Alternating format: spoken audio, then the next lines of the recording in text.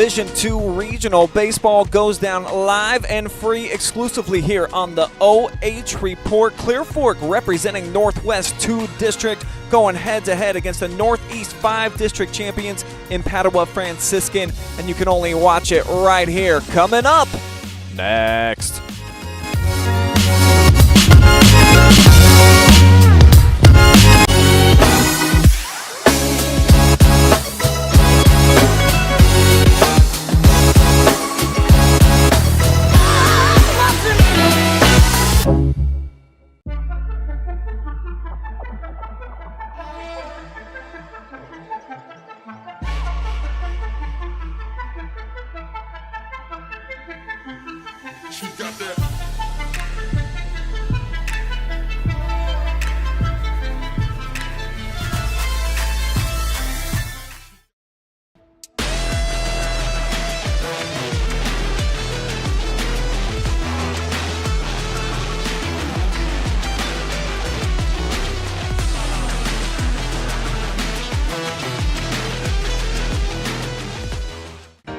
Welcome to Richland County's first artificial intelligence ATM.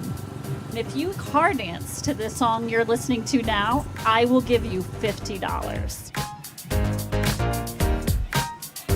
See, that's something an ATM can never do.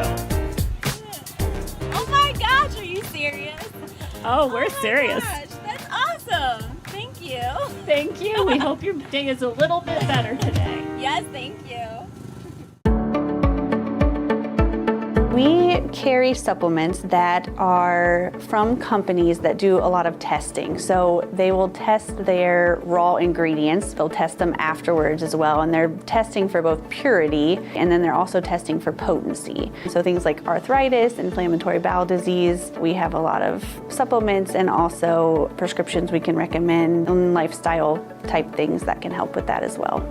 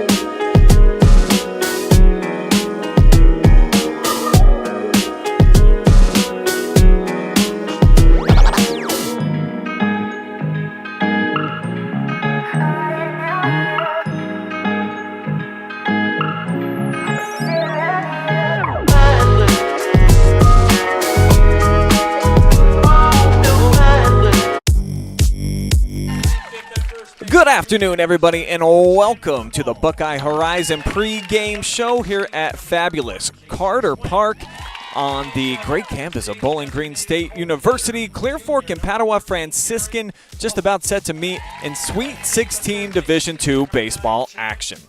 My name is Brian Skowronski. I will be joined by the great Jeremy Peoples here today, pulling double duty, running camera, going to offer up some color commentary as well.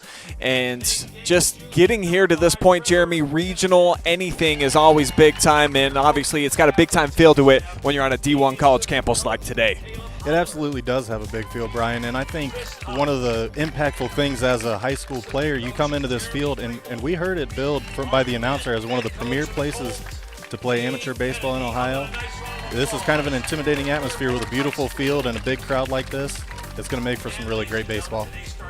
Clear Fork certainly will not be intimidated, though, regardless of the opponent. All they've done is win, win, win. Certainly at the beginning of the season and now down the second half stretch, 12 consecutive victories, including the win over Northmore, a district champion in their own right, on Tuesday afternoon, a game that you saw live and free here on the OH Report. And back in the regional round for the first time in a few seasons, it's the same story For Padua as well, it's their first regional trip since 2017, but you look at just how dominant Clear Fork's been so far in the tournament, Jeremy, so obviously they're getting it done defensively, and then with the bats, 22-2 the margin. Yeah, really a tall task for Padua today. They're out on the field right now, and I got to be honest, they looked ready in the warm-ups, and when you're facing a team like Clear Fork, you definitely have to bring it to even have a chance in a game like this. Especially when you're going up against the District Player of the Year. Starting on the bump today, Luke Schlosser. This dude, he has been unbelievable, both in the batter's box and then on the bump. Looking for his 10th victory of the season, a tiny 1.15 ERA. And you see also that he's a threat anytime he steps into the batter's box, Jeremy. 32 hits and 20 ribbies. Yeah, that's pretty incredible. The 1.15 ERA really jumps out at you, especially with somebody that swings a stick like he does. You know, it is a little intimidating. A team like Clear Fork and a player of his stature, you got a lot of work to do today. Just about set for game action now. It'll be Nathan Krazel getting the start today for the Bruins on the hill. Checks in with a 1.6 ERA, and folks, that's all we know of this gentleman. Bruins keeping things pretty tight to the vest and share a whole lot of numbers, a whole lot of information. It was tough just to get a roster out of them today. And he will start against Nate Lind, leadoff hitter for the Colts, who looks at ball one. Lynn's been phenomenal. His entire senior season has worked up to this moment. Basically his entire life, ball boy for the Colts. The last time they were in a position as a district champion to compete, and coming full circle. Really enjoyed his time thus far as a district champion these few short days that he's had it. Brought the trophy with him to graduation on Sunday. That was pretty cool to see. And he falls behind here, though, 1-2.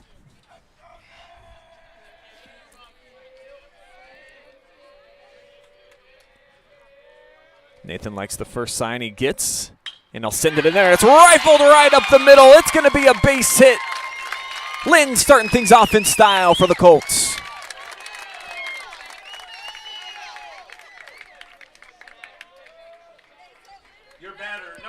Exactly what you want from a leadoff hitter. Nate with an on-base percentage right around 500, so this dude has been spectacular at setting the stage all season long. Yeah, and if you're a hitter like Schlosser, you really like having that early base runner.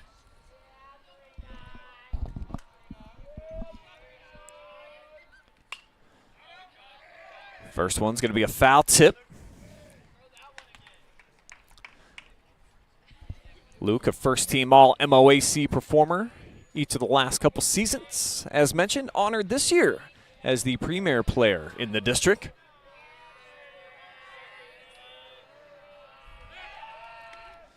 As we'll get a throw down over to first. Keeping an eye on Lind, who's got great speed.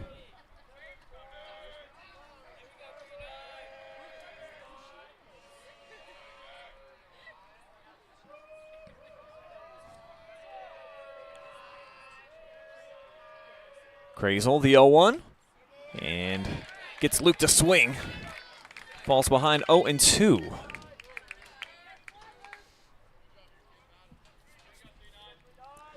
Shout out to 419 Home Improvements, our scoreboard sponsor here today.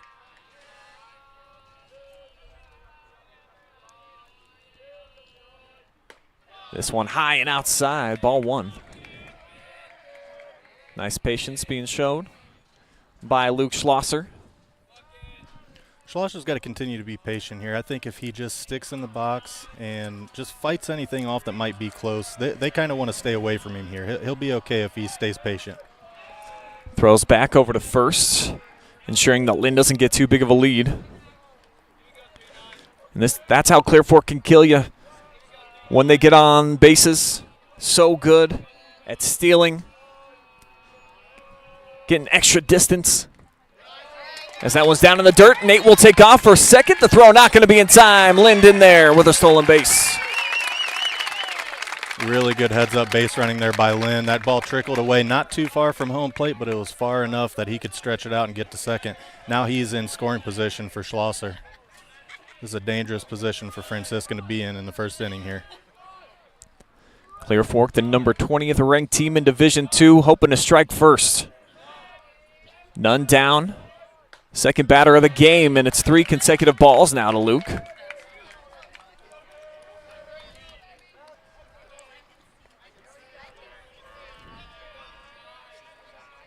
Lynn takes about 4 or 5 steps off the bag over at second. No one holding him on.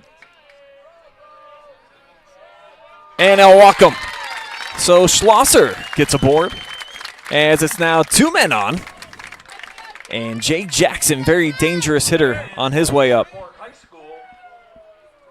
Second baseman, junior, number 3. Yeah, nothing against Jay Jackson. Very good ball player, but I tell you, you could not afford to give up a big hit to Schlosser there and let Clear Fork get rolling early. That's Lind on second.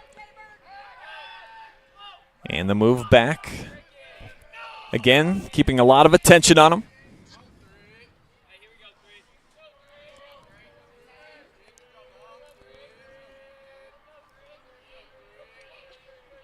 Jackson with an average over 400 this season.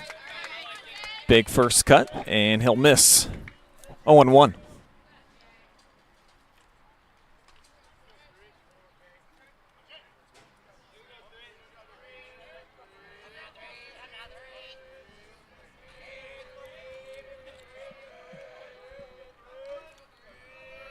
Couple peeks over at first on Luke Schlosser. Healthy lead. And this one inside. It'll be tipped back. 0-2 now to Jay Jackson.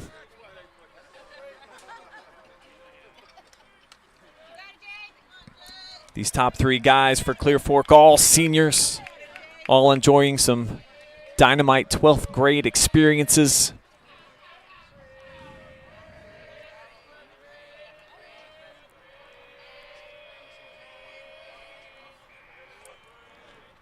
Now this one up around the eyeball area. Ball 1.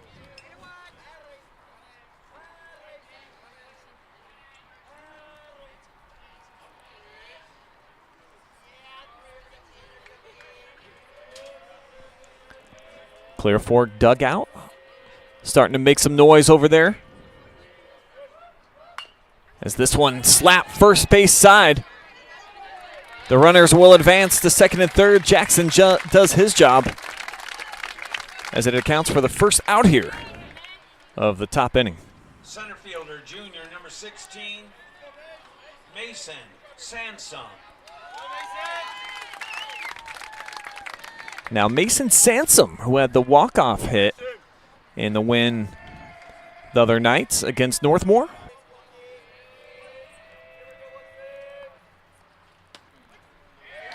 Work to an 0-2 count here. Let's see if he can finally put one away at the plate. Big opportunity for him. With Schlosser on second, Lind hanging out on third. Just has not been able to get the Colts to chase. That's a smart pitch there, though. Staying away after he started out with that off-speed away and got the chase, I think that's a really smart pitch. He might get away with a swing and a miss there, but if not, nothing hurt.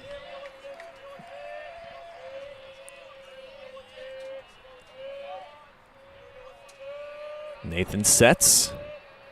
Now he'll fire in there. And this one slapped back foul by the cleanup hitter.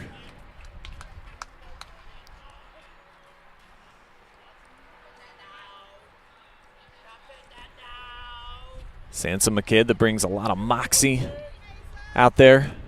Well-spoken dude. Though was late to yoga the other day. Took a lot of flack from his boys. But when you perform out there on the diamond, Jeremy, I think that's what matters most, and that's what this kid has done this entire junior campaign. Yeah, you like to have teammates that hold you accountable, but I think when you're a player like this, you might get away with a little bit more. Really got to come to him right now. He can't be afraid of some contact. I know there's 2 runners in scoring position, but he's got to come at him. This one high for ball 3. And very similar to the last couple of bats we saw. Gets ahead and then just tries to pepper it in and around the strike zone.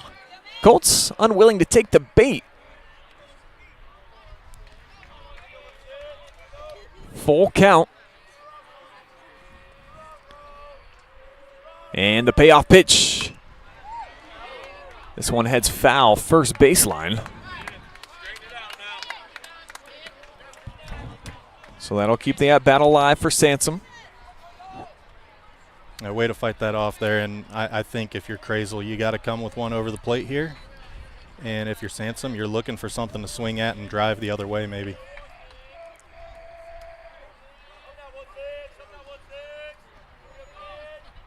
Again, the full count pitch. This time, he gets him to swing and miss. Second out recorded here. And a chance to get out of a bit of a bind for Nathan Crazel. First baseman, junior, number 17, Chandler Ball. That'll bring up Chandler Ball now, hitting in the 5-hole.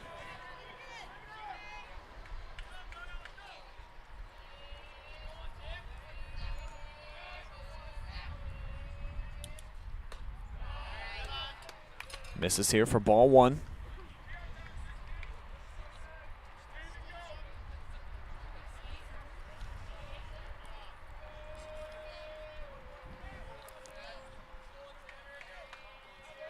Crazel seems a bit less rushed out there now,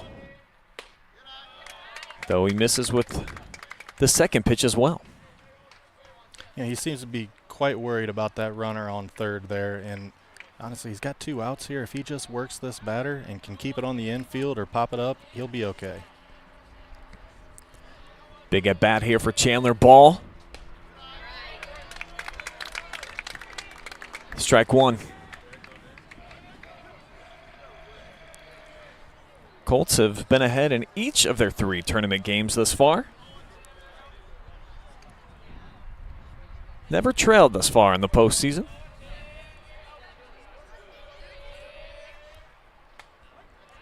And now back-to-back strikes from Crazel.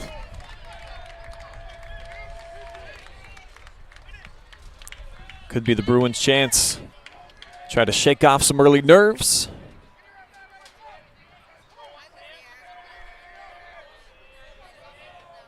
Just one swing at the bat here. Potentially can make this a 2-0 game. As we'll get a quick mound visit.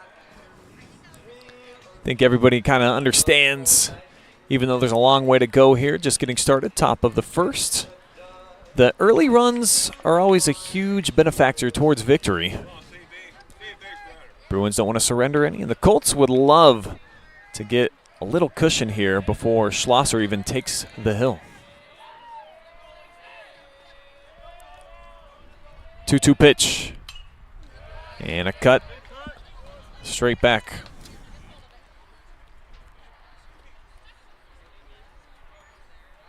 Yeah, and that's good work there by Chandler Ball, fighting that pitch off. It wasn't one he was going to drive the other way, but he got a piece and fouled it back. He stays alive.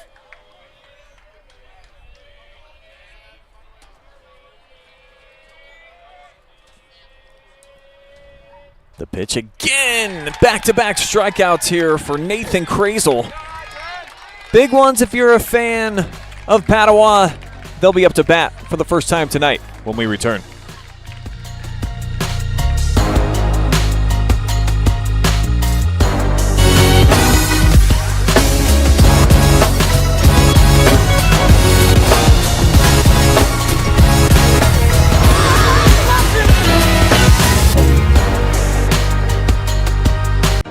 Welcome to Richland County's first artificial intelligence ATM.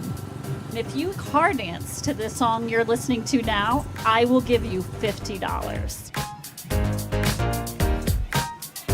See, that's something an ATM can never do. Oh my gosh, are you serious? Oh, we're serious. Gosh, that's awesome. Thank you. Thank you. We hope your day is a little bit better today. Yes, thank you.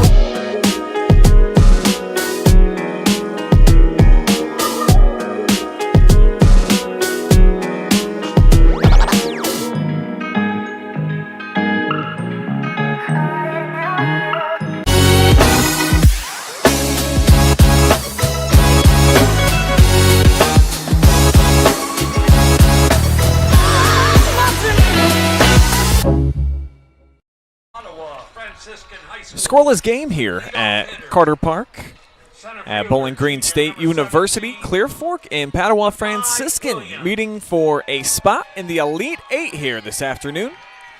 And after Clear Fork got a pair of men aboard, they come away with a goose egg on the scoreboard. Back-to-back strikeouts recorded by Nathan Krazel got him out of a bit of a jam, and this is Makai Williams, center fielder, be the leadoff man tonight for Franciscan. Swings at the second pitch. It's knocked down, and that'll account for out number one.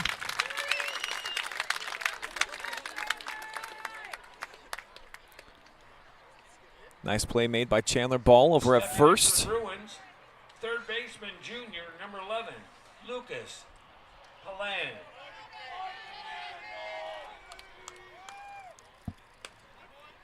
This Lucas Palange. Junior's having a fantastic year.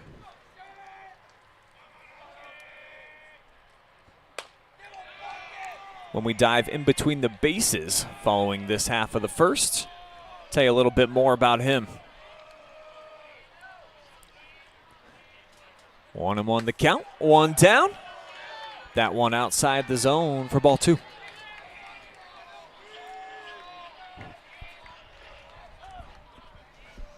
Schlosser is one of those type of kids, seems to get a little bit stronger as the game progresses. Throws about 4 or 5 different pitches, depending on what's working on a given afternoon. We'll have fastball, of course, changeup, slider. Then also we'll mix in a curveball. As he loads up the count here, 3-2. Trying to make quick work of this bottom half of the first inning. This one skies, fading foul, and too far of a run over and right.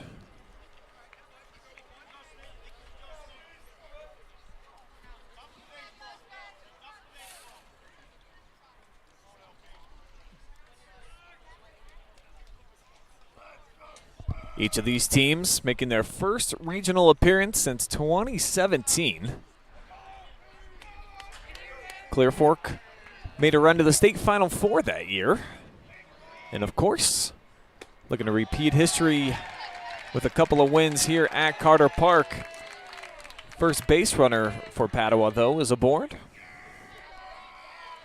as Palange works that one in his favor to head over to first. That'll bring up Yuri Bolina. Great name for a catcher. Really great name for a catcher. He'll get his first crack here at Schlosser. And those lefties looking right at you when you're on first base. The move, the pickoff over there can always be very deadly. Seen Luke on a few occasions this year get the runner feeling like they were safe over at first before he gunned them down. Yeah, that open side seems like it'd be really easy to pick up. It can be easy to hide if you're a pitcher with a good pickoff move. Luke sends in the 0-1. This one hit a mile high, and it's caught for out number two.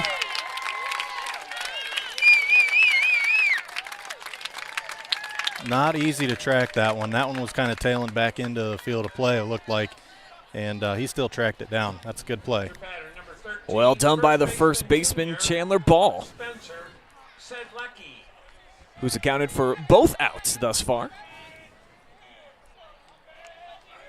This will be Spencer Seidlecki hitting cleanup today.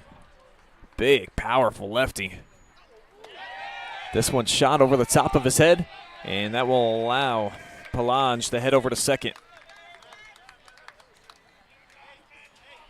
Runner in scoring position for the first time. That'll initiate the first mound visit that we see today. Staley, a quick message here for Luke Schlosser. Didn't have a lot to say. Yeah, it might have been a little bit of, hey, let's not worry about that runner on second. Let's get this out. Let's throw some strikes. Those quick messages, usually it's a direct line from catcher to pitcher. Check swing. Did he go? Yes, he did. Take a second look on the Jackson Well Services replay. Yeah, that's always an arbitrary call, Brian, but it definitely looked like he went around. A lot of people look to the wrist for those wrists to break open, and it looked like they did. So the 1-1 makes it 2-1 now as that's down low in the dirt. You know, Brian, I like that pitch down in the dirt. It's not 2 strikes, and yeah, you might throw one away and advance the runner, but you might get a swing and a miss and set yourself up with an even count here. Couple looks over to second for Schlosser. Foul tip.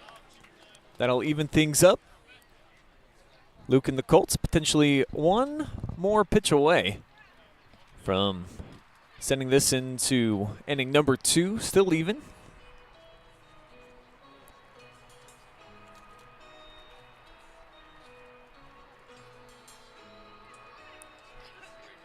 Got a quick timeout going here. Head umpire brushing off home plates. Give Staley an opportunity to go out and visit again with Schlosser. Gets in a quick stretch. He was on time for yoga the other day. Very limber athlete. I mean, he's a stud 3-sport dynamo for Clear Fork. Yeah, he really is. I got a lot of exposure to him this wrestling season, and I tell you what, he's a great all-around athlete, and he's got a good head on his shoulders too. Let's see if he can get out of this one. Checks the runner on second. Schlosser down low. This one bending over into left. Casey Swank makes the play. Well done by the senior out and left. To end the threat, we'll take one more look. Really nice. That's a tough play with it tailing away from him. And with that, we'll head between the bases now. We've told you all you need to know about Clear Fork, and if you've been watching the OH Report at all this season, we've been at a ton of Colts games. We've been around for their tournament journey. Winners over Bath, Upper, and St. Mary's to get to this point. Now we'll learn about the home team here today in Padua Franciscan, a squad that many of you OH Report fans may not have heard of before, so let's get you schooled on the game. Crown Conference champions, and they had to defeat Walsh Jesuit the second round in order to take the league outright, and they've been playing very well here down the stretch. As you see, 5-1 over their last 6 games, played some healthy competition as well. The loss during that stretch came at Akron Hoban, took care of them 10-3, but you see winners over Rocky River and Keystone in their district. 2 pretty potent programs, Jeremy. Yeah, Keystone especially. That one might have come as a surprise to a lot of people, and nothing against Franciscan. It's just sometimes when you play those powerhouses, you don't exactly expect to have a stellar game, and they put together a few of them in a row there. And we'll quickly check out our player spotlight before we get into second inning action. Palange, who got on, worked a walk in that opening frame. You see the .418 average, gets on base half the time that he is up. And in the district championship game, a couple of hits, a couple of RBIs. Can't ask too much more from your stud junior.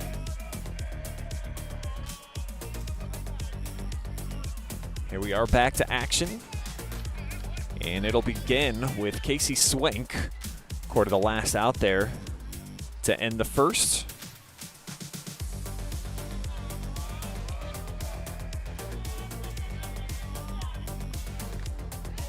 And Swank, a couple of cuts, comes up empty. Falls behind 0-2. That's been the case for most Clear Fork hitters so far in the early portion of the game. Yeah, they're showing some aggression. I'm okay with that early in the game. Swank sees this one take a hop just in front of home plate. And going back to that aggression, Brian, I think if you're a team like Clear Fork and you have the talent that you have on this team, you definitely want to take some early chances before you kind of tighten it up, because you never know. You might open this up early and you can kind of just cruise. Here, Swank gets bat on ball right to Palange. He comes up throwing, and it's in time for out number 1.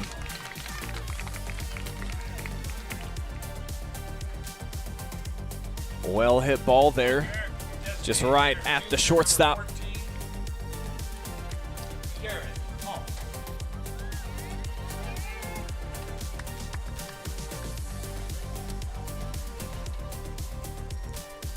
Brian, talking about multi-sport athletes, Garrett Holtz here. Pretty darn good basketball player. First team all MOAC selection in that regard. And if Clear Fork were to advance into the Elite Eight, presumably would be the starter for them tomorrow afternoon against Napoleon. A 9-0 winner today. We saw the final inning of that. It was 4-zip going into the 7th. And Napoleon capitalized on several mistakes and punched their ticket into the Elite Eight. Great off-speed pitch right there. Confused Holtz. Had him way out in front there. Nice pitch.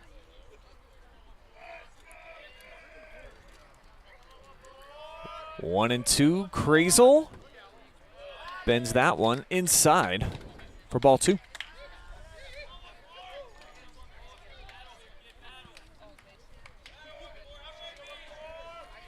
Colts dugout encouraging Holtz to just stay up there, battle, protect the plate. And that's what Clear Fork has done so well all season. When you look at their on-base percentage as a team, Jeremy, over 400. That's astounding. I mean, 4 out of 10 at-bats you're getting on base. That leads to RBIs. Holtz pokes this one, drifting over and right, and the catch is made. Nice defensive effort there by Matt Lowe. And that'll put 2 down.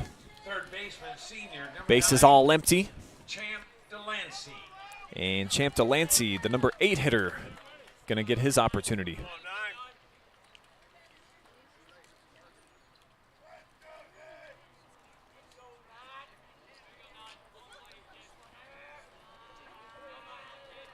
Delancey offers a lefty bat at the bottom of the lineup.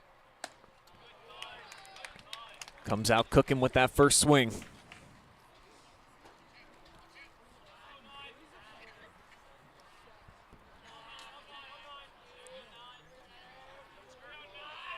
The 0-1 pitch from Krazel, down low.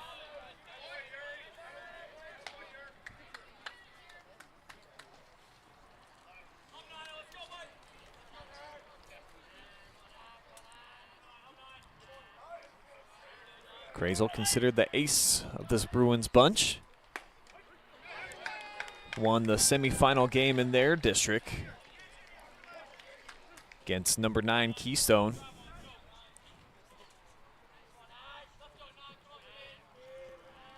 And he's ahead in the count here. 1-2. No go on the check swing on the call down at third. So it's Deuces Wilds.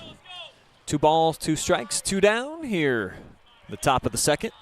Kind of interesting that Krazel comes out of the stretch even with no runners on base. Don't see that very often, especially at the high school level.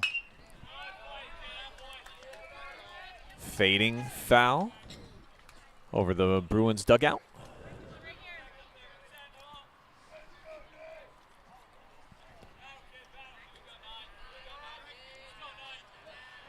I think he's going to get another one to hit here.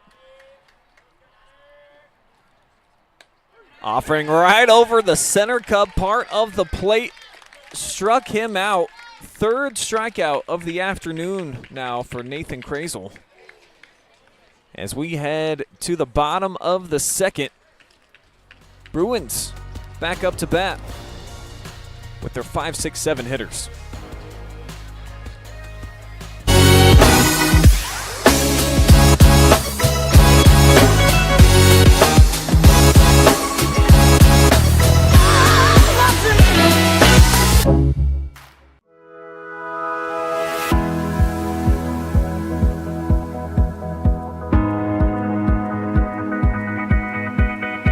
We are a compounding pharmacy, so we compound medication that people are not able to find other places. We can make oral liquids, so like liquids you take by mouth. We make creams and ointments, so if you need a medication delivered topically or through the skin, we can get medication into creams that way. We can also make medications into capsules, as well as suppositories, nasal sprays if you need it, things like that. I think one of the things that makes Wellspring so unique is to give the patient that ability to choose between traditional and or complementary. If you're needing medication and you're not able to find what you need, or you need it to go into your body in a different way, that's what we help with.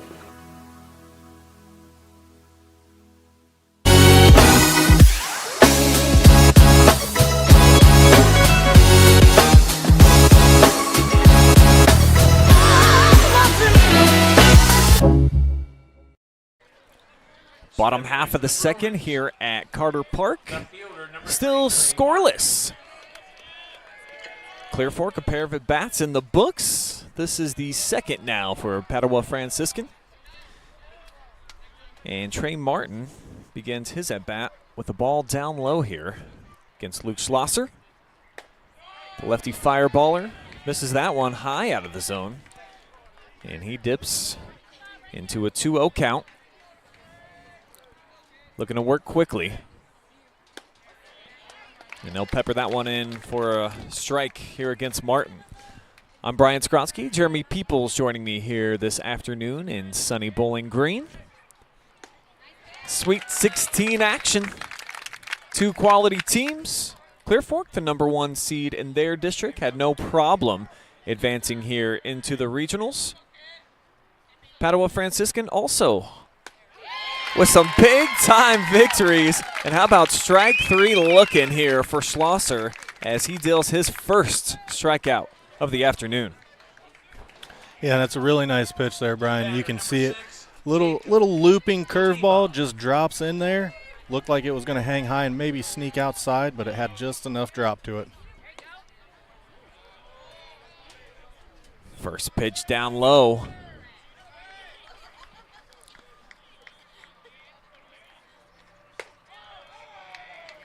And again, Schlosser 2-0. Start off the next batter, Jacob DeLiba.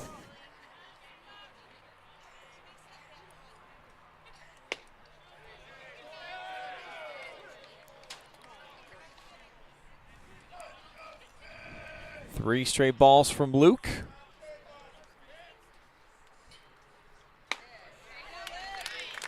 And gets right back in it, 3-1. And honestly, if you're Schlosser here, I think you just want to keep throwing strikes. Make them put the ball in play until they endanger your defense here. Second walk issued now by Luke as the DH heads over to first. 5-pitch walk. And now it'll be Matt Lowe's turn. Starting at right field today.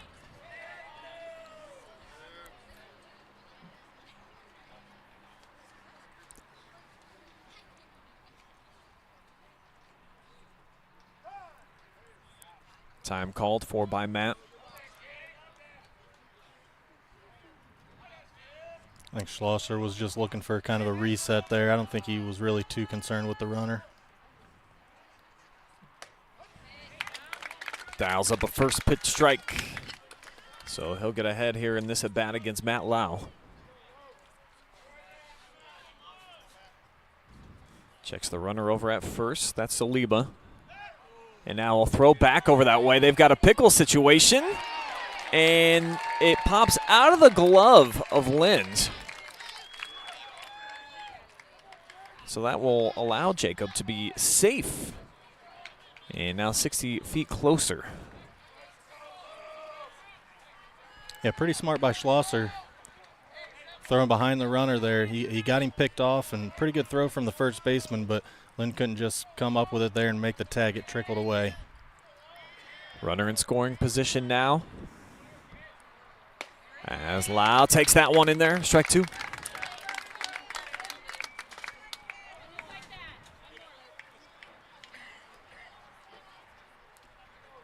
No balls, 2 strikes, 1 down. Schlosser gets the pitch call. Kick steals. Must have been just a little bit low. Take another look here.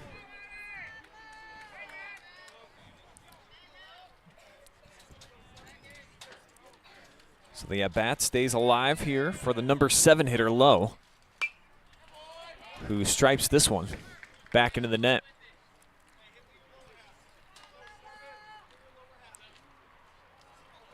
Lowe looks like he's really dipping that back shoulder, wants to take something the opposite direction, give that runner at second the best chance to score.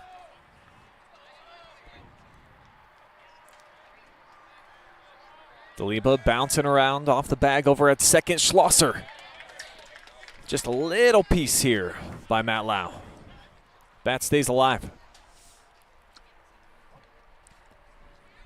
Want to welcome in everybody watching live and free right now on our main YouTube as well as our Facebook page. See, we've got about 270 people watching live right now with us, Jeremy. So a bunch of our friends from the Valley and beyond tuning in. Glad to have everybody. And a good contingent of Colts fans, of course, here on board in Carter Park. And Nate Lind asked everybody at the graduation during his speech to come on out, represent. They certainly have. I see a sea of green here behind us. That's what tournament baseball is all about. School's out for summer. Get out to the ball field. That's right. And this one of the cooler venues in the state. Yes, that's ball 3 upstairs. And since that runner has moved over to second base, it's taken a little bit more of Luke Schlosser's attention. I think Luke's starting to get a little frustrated here. You're seeing some of that fire come out at him. He really wants to throw a great game, and that little error that wasn't even his that was made kind of might be getting into his head a little bit. Send this one the payoff pitch, and he'll put him aboard. Long at bat. 8 pitches, and ends up with Matt Lowe over on first base. That's a huge morale boost for the batters that are coming up behind that fella. They see that walk, they see the patience he showed, they see those 2 ducks on the pond, they're ready to swing. That'll be the shortstop, Zach Zelma, getting his first look here at Luke. Shows bunts. And wasn't able to get it back in time, so it'll be a first pitch strike.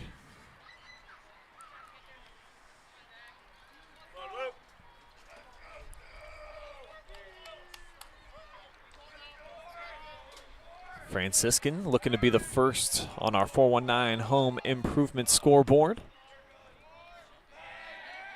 Schlosser steps off, taking his time. And very comfortable day out here. Not really a cloud in the sky, but temperatures only in the upper 60s, Jeremy. So this is pretty ideal, I would say, for some tournament baseball action. If there was such a thing as baseball weather, Brian, this is it. Runner takes off for third. The throw, a little bit behind. He's in there.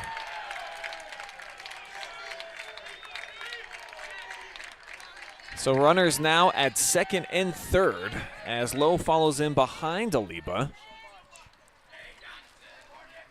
And Brian, that's really smart. With this 1-1 count, that still leaves the bunt play open.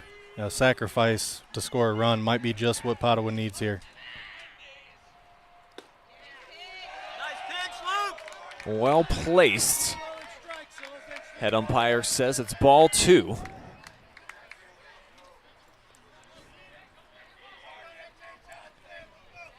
First real trouble we've seen Schlosser in so far here this afternoon. And this one lined out to right. Lind on his horse. He can't get there. It'll drop. One run will score. The throw, the play at the plate, and it's in time. What a cannon dialed up there from right field to get the out. Yeah, that was a heck of a throw, Brian, and you got to credit the catcher as well, coming out to get that ball and still make that tag on a wide-running runner. Here it is. Great catch at the plate by Staley. And the throw was right where it needed to be. Great play.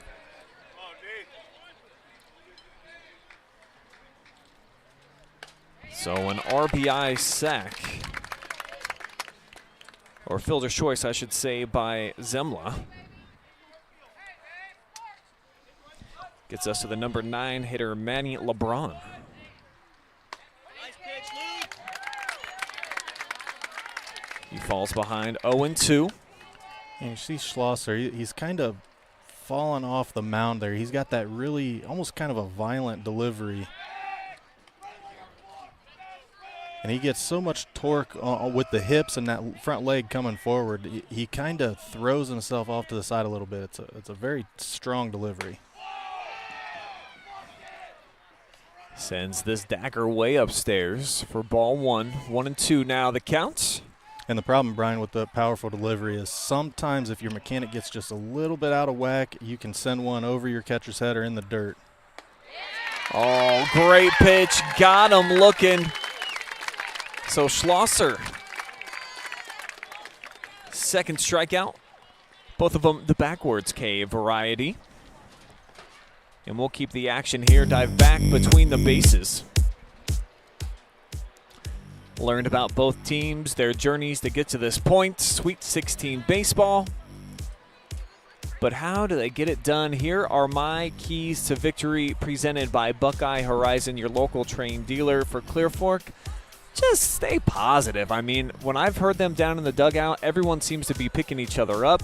I would say Nate Lynn's probably the ringleader in there that does that, but they've got plenty of dudes that just keep the positivity going. They're only behind by a run here. Don't let it get to you. And then extra bases. Clear Fork, they like to hit doubles. This is a team that's got more than 20 triples on the season. They can hit dingers as well. Get those extra bases, make them count, and it will be a successful afternoon here at Carter Park. But for the Bruins, the opponent here today hit Schlosser early. I'd say you got to check that box now when they capitalize there, getting the pair of walks. They get the RBI, fielder's choice from Zemla. And then the bullpen.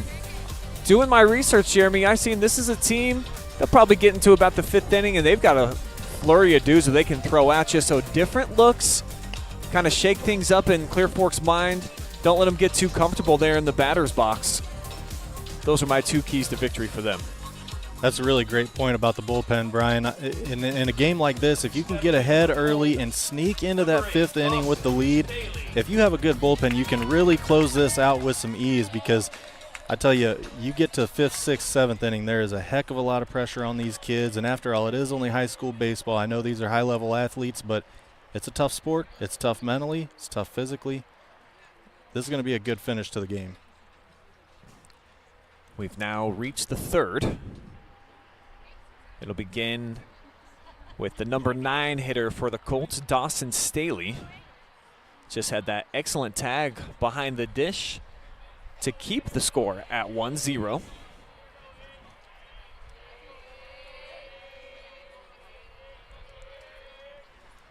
And the first pitch, fouled back.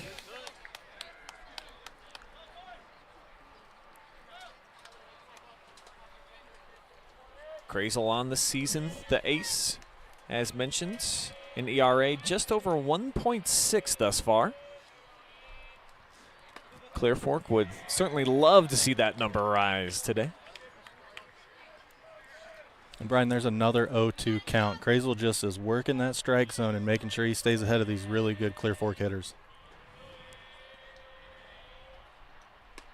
And that one, a breaking ball for strike 3. Staley didn't even know what hit him. Yeah, I think Staley wasn't thrilled about that call. He might have thought it was a little inside, but as a catcher, you cannot bellyache too much about a call like that or you're going to struggle when you're on defense. Not likely to get another call the rest of the night after something like that. Back to the top of the order now for the Colts. The lone player to get aboard via a hit, Nate Lind. Hit one to the gap in between first and second his first time up. And he takes this one for strike 1. 1-1 now the count.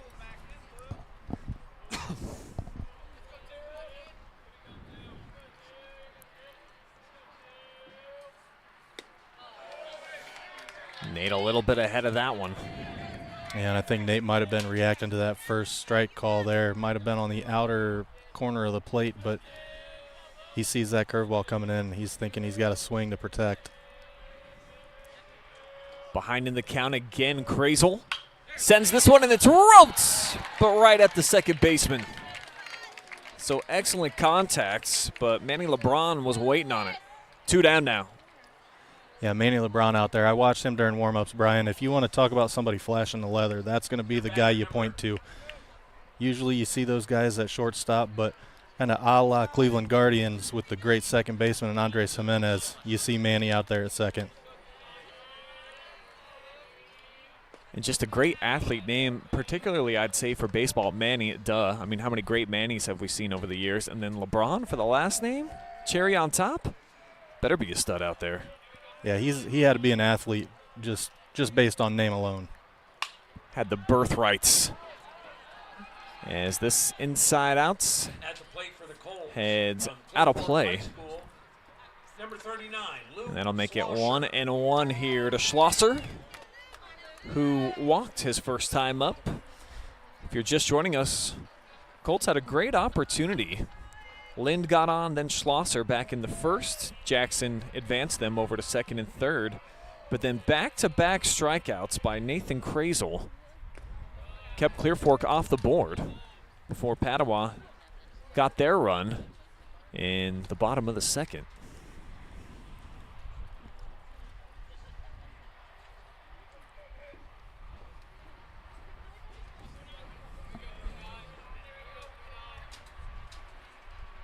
Schlosser awaiting the 2-1 pitch. And he'll smack this one up the middle. Manny tries to backhand it. The throw not in time. Schlosser with an infield single.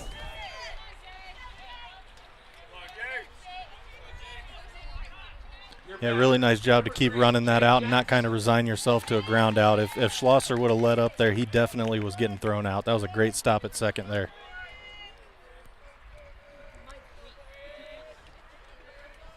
So a runner gets aboard here for Jay Jackson.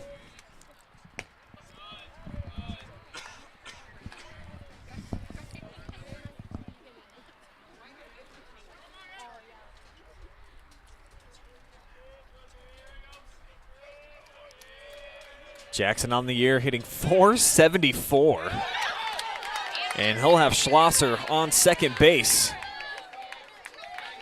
Luke with the heads-up play. Yeah, and that's the danger of those pickoff moves, Brian. You risk a little bit of a throwaway there and advancing the runner to maybe get him out on the base paths. But I'm going to be honest, Luke's probably not the guy I'd be testing at first, especially as a right-handed pitcher, because if you do make a mistake, there's an outside chance he could end up on third too. That's a great point with the speed that he has.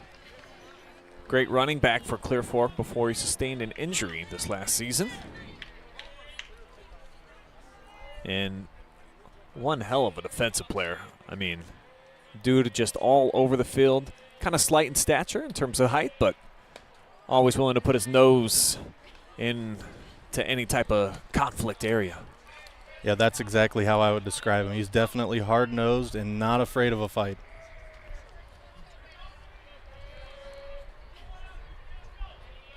Leads off on second. Jackson here in the box, calls for time.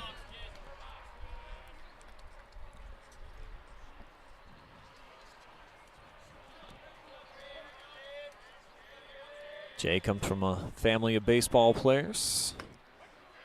Watches this nice breaking ball. Been down into the zone, though, to even things up at 2-2. Really solid pitch right there.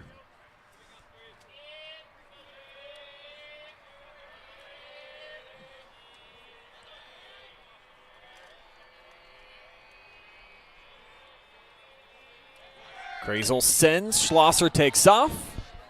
Popped out, called for, and the catch will be made.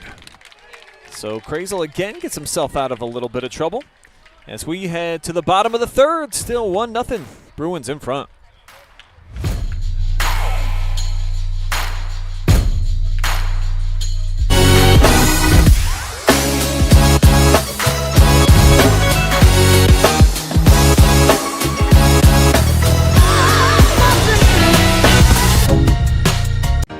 Welcome to Richland County's first artificial intelligence ATM.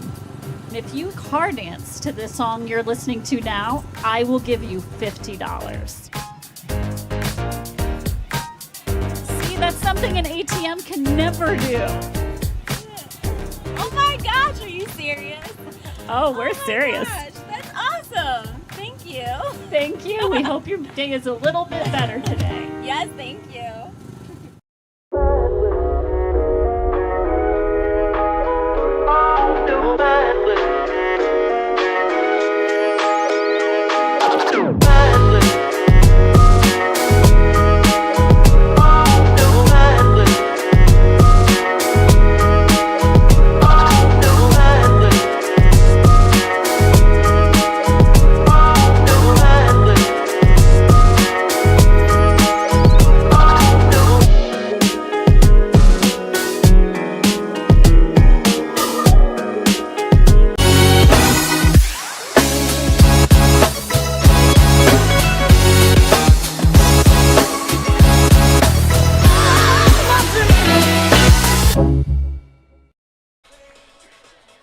It's the bottom of the third, a one-run ball game. Winner advancing to face Napoleon in the Elite Eight tomorrow afternoon, right back here at Carter Park, where we've got a gorgeous day on the campus of Bowling Green State University for some high school baseball. Could not ask for much more. I'm Brian Skowronski. Jeremy Peoples is with me here today, and due up now, we've got the middle of the order. Actually, right back to the top here. This is Mekhi Williams. Leadoff man. And just one swing, he'll go down.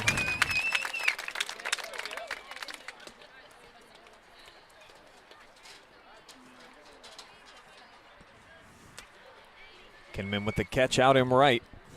Your batter, number 11, Lucas. And Schlosser with some quick momentum here.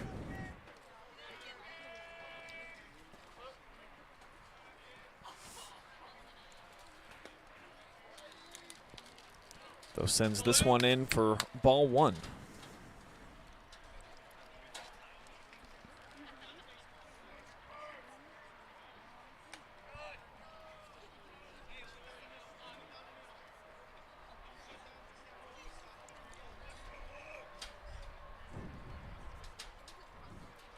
The 2-0 pitch.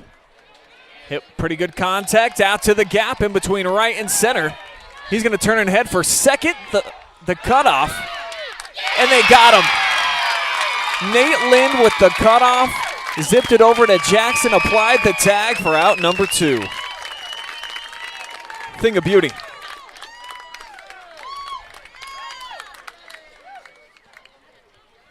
Stepping in for the Bruins, number 23. Certainly looked like Palange was going to get there in time. But thanks to an awesome throw from center, from Sansom.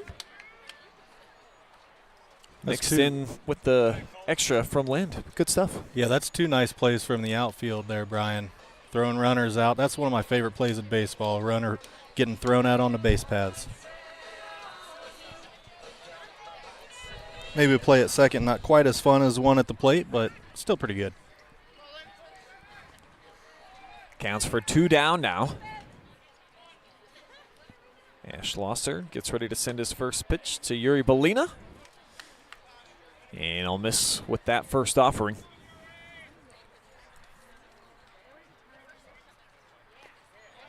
Luke got him to go here.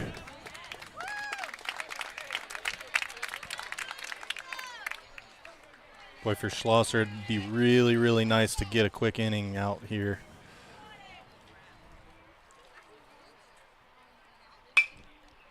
This one poked. Foul. And he'll be ahead in the count 1-2.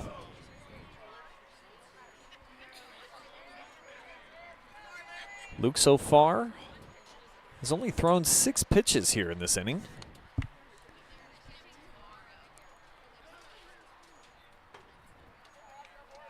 After time is called here by Belina. Look to try to finish it out on his 7th. Here it comes.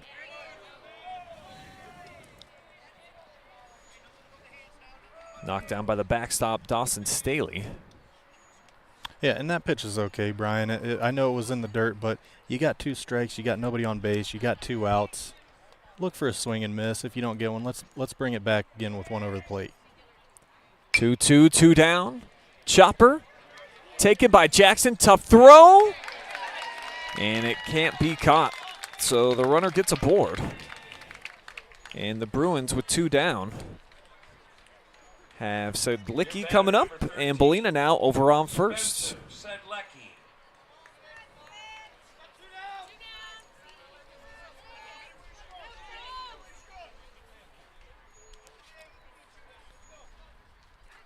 Sedlicki flew out to left. First time we saw him in the batter's box tonight. Yeah, Brian, I don't think he missed that one by too much there in that first at-bat. This one a mile high. It's a tough play. It's going to tail back to the plate. And no! And he caught it. Holy cow. Off the deflection, the catch is made. Show it to you one more time. Not exactly how you draw it up. Both players calling for it. But it ends the frame. Clear Fork due back up at the plate when we rejoin in the 4th.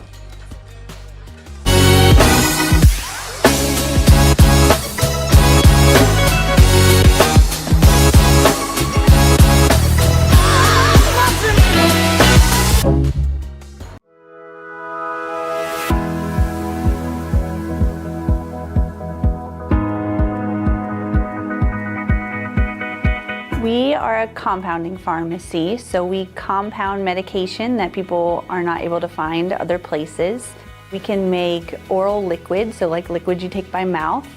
We make creams and ointments, so if you need a medication delivered topically or through the skin, we can get medication into creams that way.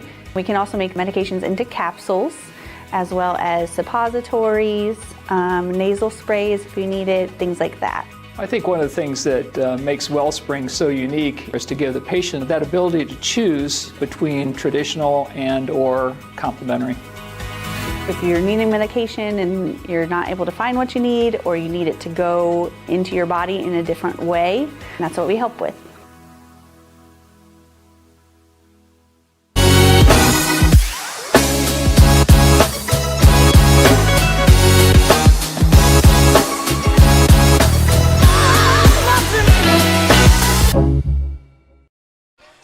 We have reached the 4th here at Carter Park in Bowling Green. Clear Fork right now trailing Padua Franciscan by a count of 1-0. And real quick, gonna dive inside the comment section on the Facebook first. What's up, Laura Clark? Says, nice play, boys. Whew. Couple sweat beads for me watching that one, but they got the out. Danette Mataya says, nice play, Colts. Jana cheering on the Colts, as is Michael Conrad. Tim Kiever cheering them on. Debbie Walker, too. Thanks all of you for watching. Sherry K. Snyder-Smith as well. Ali Amato, Melanie Norris-Beck, Tabby Britton. I mean, you pretty much are all just saying the same thing. Let's go, Colts. So, LCP, baby. It's out there. You sense it. You feel it. They're here at the ballpark, and they're watching all over the place, including Las Vegas. Just got a text from one of our good buddies, Chase Jackson, one of our sponsors here today for our instant replays. Gotta say, I'm a little bit jealous. I mean, the weather here is nice, but oh, that Vegas heat, that's something special. Called strike in here, 2-1 now. The count to Mason Sansom, leading things off here in the 4th. Struck out his first time up. He's got a hitter's count, though,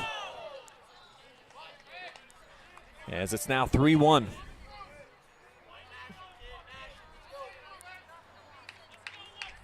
Got 3 other live streams all going down right now. Regional semifinal action as well. As Sansom inside outs this one. It'll go for a base hit. Sansom takes the 3-1 pitch and knocks it that way for a single. Your batter, number 17, Chandler Ball. Fine piece of hitting by the junior. Yeah, really nice job of taking that the other way, putting it through that gap on the first base side of the infield.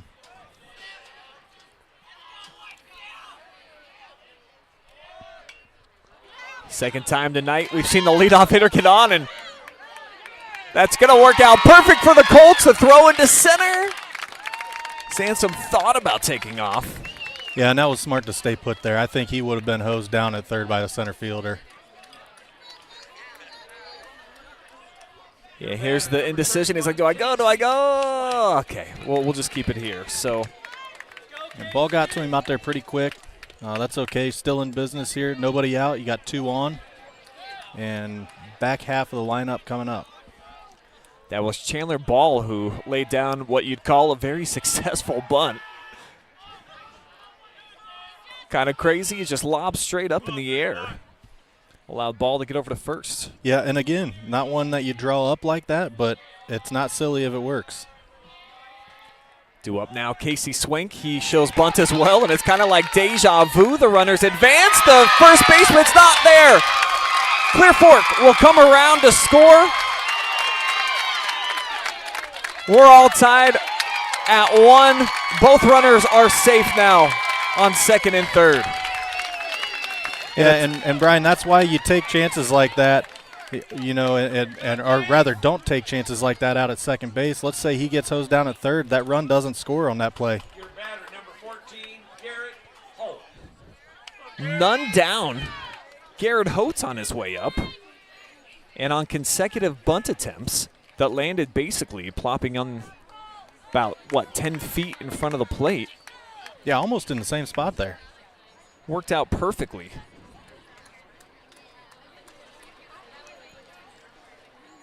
Brian, I think a bunt is one of the most magical plays in sports. You have all this calm, everybody's set before the pitch, and as soon as that guy squares around, you got the corners diving in, you got the inner midfielders, they're going to start diving to the corners.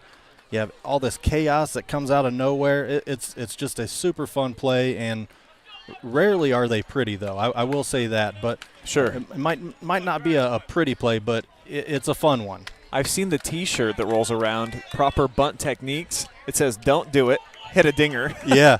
But it can be magical, to your point, when it works out effectively in Clear Fork on back-to-back occasions here. Just made it very magical. So here's Holtz. He's been swinging a hot bat lately. And he delivers this one third base side. Taken, and the throw, not there in time. Wow, Bolina can't believe it. It's now 2-1 in favor of the Colts. And you're going to see the Padua head coach come out here, and he's going to put up a little bit of a bellyache, but there's not much he's going to be able to say here and avoid getting kicked out of this game. He cannot afford to be removed from this game because if they do win this, he won't be here tomorrow night. Show it to you one more time. I'll slow it down as much as I possibly can. That's a close play. I think that's one of those plays where regardless of what the call is, there's going to be somebody that's not real happy about it. Your batter, up for the Colts, number 9. So Ball makes it now. 2-1 Clear Fork, their first lead. Now, Padua's got to be really, really careful here, Brian. They've still got 0 outs. There's 2 ducks on. And if you're Crazel, you cannot afford to let those bunts and that goofy play right there after a really nice stab at third, you can't afford to let that get in your head as a pitcher. Crazel will look the runner on second back over to the bag. That's Casey Swank. Got aboard via the bunt. And now the first pitch coming to Champ Delancey. And it's down low for ball 1. Yeah, and Delancey even squaring around a bunt there maybe to advance some runners. I tell you what, this Clear Fork team, if they can get another bunt down, that might be a psychological backbreaker for these Bruins. Champ shows it again here, the 1-0, and how perfectly rolled is that down the first base side? Both runners will advance. Just an incredible sacrifice bunt right there. That is exactly how you draw it up. You know, those first couple worked as well, and the batter reached, but even though he didn't reach on that one, that's still a perfect sacrifice. You got 2 runners in scoring position. And only 1 out yet. That's the key.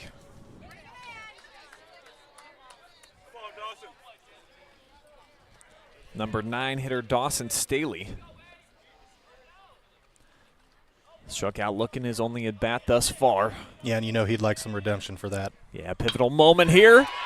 Good chunk of this one at the shortstop, and they'll double him up. Wow, what a way to end the inning if you're Padua Franciscan. Clear Fork with a huge chance here. And we'll watch this whole thing go down one more time. Bit unfortunate, but an excellent play made. Zach Zemla diving down in the dirt to get the stop. And with that, the Bruins end the threat, though they trail for the first time today. Back up when we return.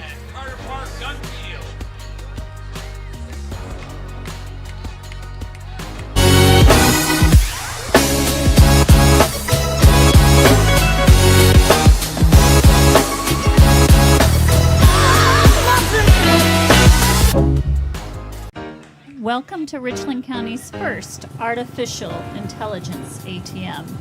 If you car dance to the song you're listening to now, I will give you $50. See, that's something an ATM can never do. Oh my gosh, are you serious? Oh, we're serious. Gosh, that's awesome. Thank you. Thank you. We hope your day is a little bit better today. Yes, thank you.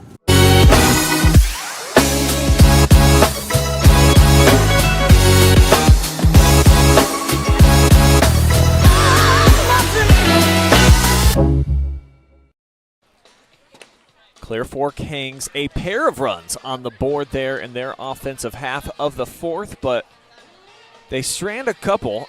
Inning-ending double play and a great one made by a sliding Zach Zemla, who threw over to second, and kind of a cardinal sin, as you were telling me here during the break, Jeremy. Garrett Holtz probably should have stopped in his tracks there when he saw that one hit and not in the dirt, and it cost him a big out. Yeah, Brian, it's a really easy mistake to make. You know, you have 1 out and you're standing on second base, and you know if that liner gets through there and touches the outfield grass, you're probably going to score if you can get a good jump. Problem is you try to get that jump too early and that liner gets caught, you get doubled off, as you see happen to Garrett there.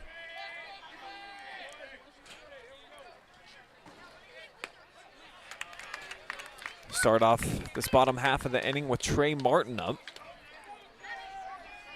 Trey struck out looking in the second. And he now looks at a 1-1 count.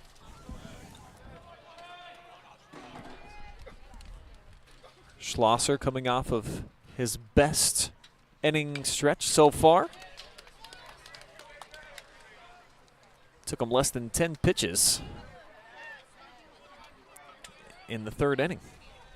Yeah, and he'd really like to have another inning just like that here, because I think if you see him get too deep into the pitch count in this inning, you're probably going to see him replaced.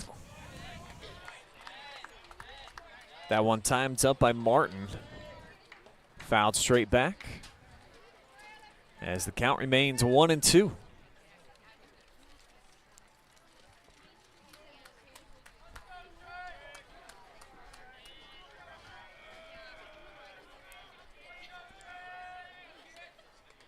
And Schlosser hops this one in, evens up the count.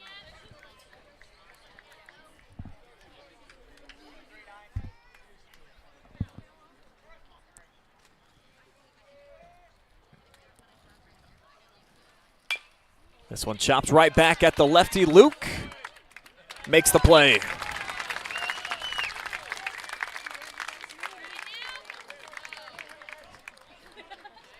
Schlosser showcasing his athleticism there. A little leap. Able to squeeze it in the mitt. And then the throw on the money over to first for out number 1. And Jacob DeLiba coming up next.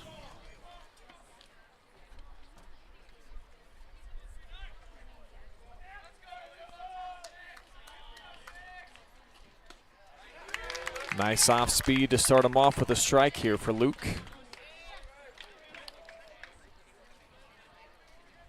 Schlosser walked him. First time they met tonight.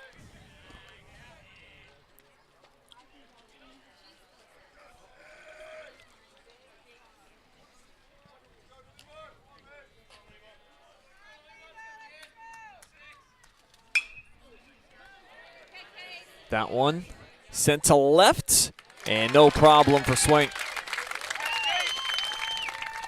Yeah, nice pitch there by Schlosser. He gets him to elevate that and pull it. And, I noticed, Brian, there's a little change in mechanics, and that happens when you get midway to late into a game. A lot of pitchers will change mechanics around. I think Schlosser was having an issue in the early innings, not bending at the waist. He seems to be pronating that waist a little more now, and I think he's getting a little more bite on the curve and a little more juice on the fastball. There's a heater right down Main Street there for strike one. Yeah, and I think that control is improving too, Brian, because he seems to be really dotting the corners. One hop into Jackson's glove, and it's a 1-2-3 inning here. Clear Fork now on top 2-1. And the bat's back in their hands when we see you again.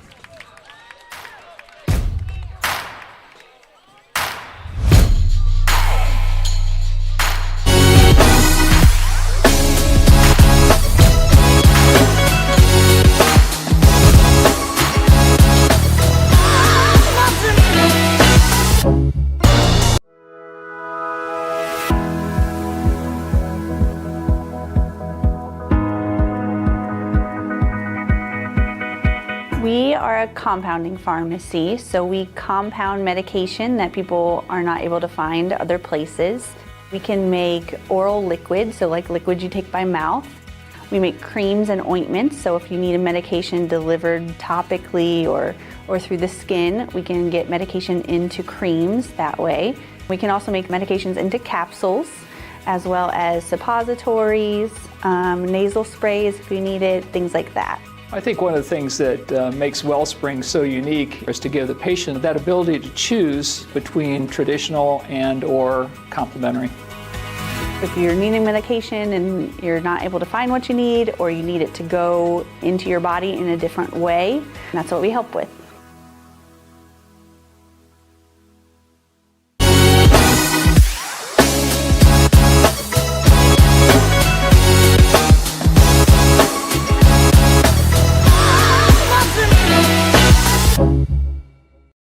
Yep. Back to the leadoff hitter here for the Colts, Nate Lind. Stepping into the batter's box for his third at bat here tonight against Nathan Krazel, who now starts an inning trailing on the scoreboard for the first time. I am Brian, joined by Jeremy Peoples tonight. And it's strike one in here to Lind, who singled to start things off, lined out to second last time we saw him in the third. Yeah, and that line out, Brian, was a really hard hit ball directly at the second baseman. Excellent start here by Krazel. Gets a pitcher's count, 0-2. Against the top hits artist for the Colts this season. 45 hits and counting for Nate. That's production. He's had an exceptional year, and as mentioned, this is a kid who's kind of been building up to this his entire life. Bat boy for him the last time that they got to this point in the tournament.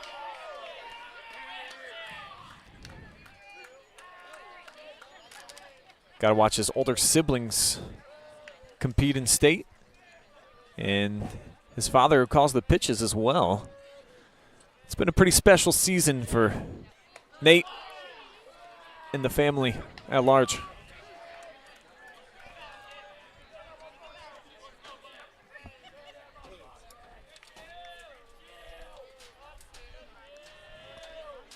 Three-two, belted to left, and this will hop in there for his second base hit. Nate Lind back on base, second time he's had a single.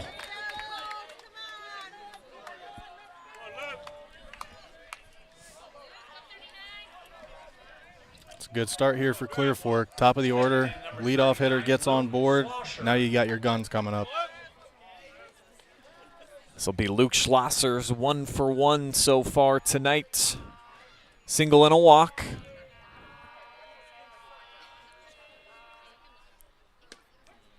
Takes this off-speed pitch for strike one.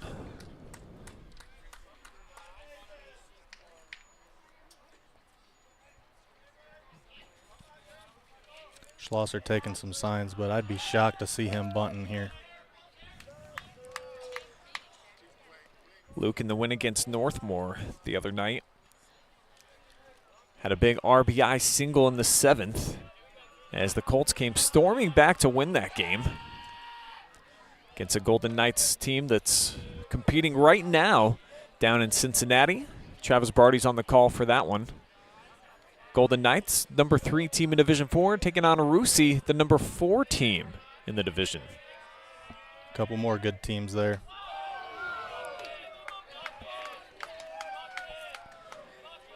We also have Tiffin Calvert, who's a defending regional champion, going toe-to-toe right now with Warren JFK. And then a battle of top 10 teams. Highland is up in Hamler today, taking on Coldwater. So lots of awesome action on the OH report. Flip around during the commercial breaks. See what's going on the other games. I normally do, using my phone for a hotspot here today to push out this stream. I'm just trying not to touch it. It's pushing out okay for now. Throw over to first. Backs Lind up. You know, Crazel really seems to be worried about Lind over there on first. I'm not sure about a steal with 2 strikes here. I mean, maybe, but I think they had a pitch out there for that one ball that Schlosser's seen in this at-bat. Luke tried to belt that one to the moon, goes down swinging.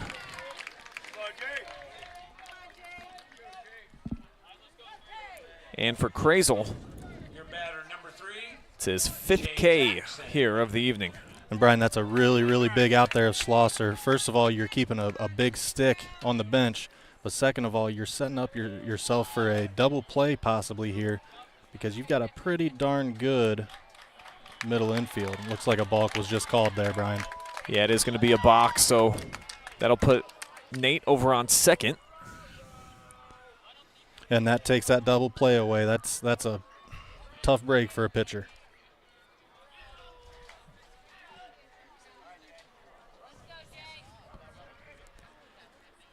Jay Jackson now at the dish.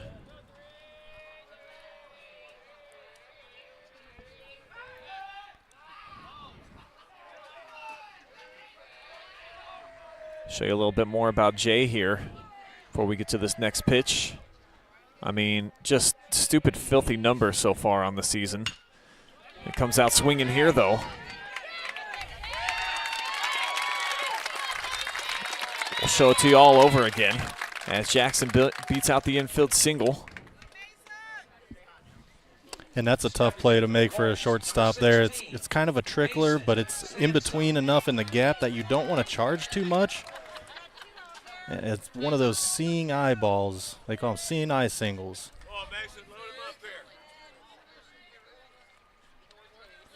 So runners now on first and second. And again, a lot of attention being paid to the runners on the base pass as Mason Sansom gets his opportunity. Third at bat.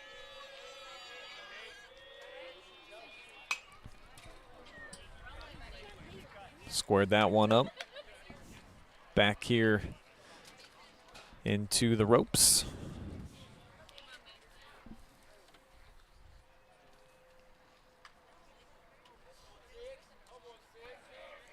I'm thinking Mason's going to get something to drive here. Crazel's going to be throwing strikes. I see some action out in the bullpen for Padua. Said he tries to dial up a bunt, which was so effective for him in the last inning. We're able to plop a couple in the short infields. Not this time, though, for Mace. Maybe just a little too extended on that one, Brian. Gets him behind 0-2 One down here. Top half of the 5th. Lynn takes his lead off of first. On second. Jackson's on first. And the pitch outside and low. That's a really good pick by the catcher there, because I tell you what, that gets past and both runners are going to move up, and he's not going to have a play at all.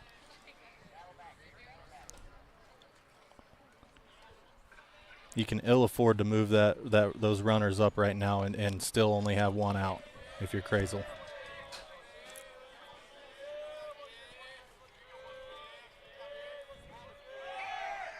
Lynn takes off, the hit and run is on, and it works out perfectly. Base is now chucked. Yeah, and that's penultimate worst case scenario there, Brian, because while you didn't have any runs come across the plate, you didn't get an out, and you let another runner on. Now you got one out, bases loaded. You got more good hitters coming up to the plate. Now, as Padua coach, what do? Do you leave Crazel in there, see if he can get another batter out, or do we go right to the bullpen? They got a righty throwing out there right now. He's allowed 3 singles out of the last 4 batters to step inside the box. So a key decision to be made here by head coach Ryan McSweeney and his staff. Coming off of an upset victory over #1 Rocky River in the district final. And it looks like they're going to roll with Crazel. One of my keys to victory for them here tonight was to get into that bullpen, because it certainly feels like Clear Fork's starting to time them up here, Jeremy. So maybe let them face one more batter? Yeah, I think in general keeping Crazel in's a bold strategy here, especially when you got a bullpen like Padua does. But you know what? These managers know their kids. They know who they throw to best. And now ball. Hits this one into center. Lynn comes home. And I'm not sure what happened on the base. And Brian, pass. the runner's held up between second and third, but Padua doesn't seem to understand that this is just a force play.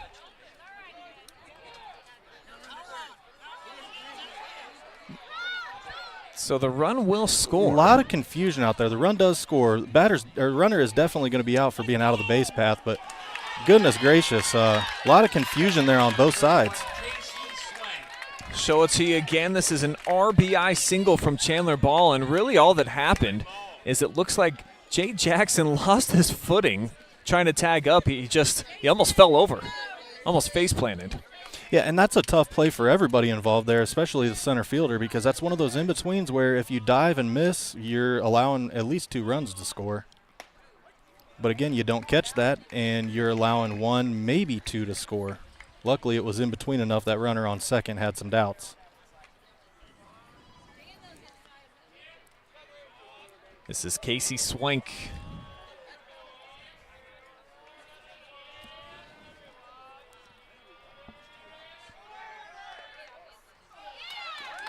And in there easily to third, Scoot Sansom, as both runners advance.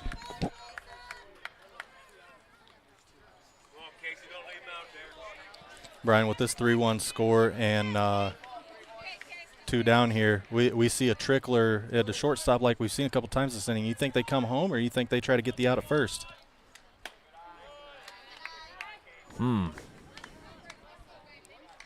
Depends where it gets hit here, of course. It's going to be tough. If he puts one deep in that shortstop hole again, it's going to be a decision to be made.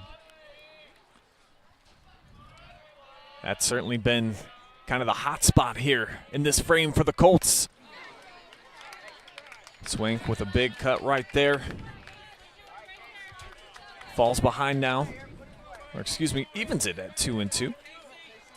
Brian, if you're Padua here, you would be really thrilled with an out and pushing Crazel through this inning. Save that bullpen for 1 more. Huge pitch on the way here from Nathan. And it's lipped over the Clear Fork dugout.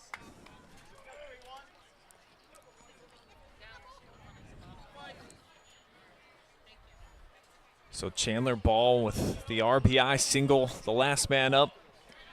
Swank can put a little separation in between themselves and Padua now on the 419 Home Improvement scoreboard. That's a good pitch.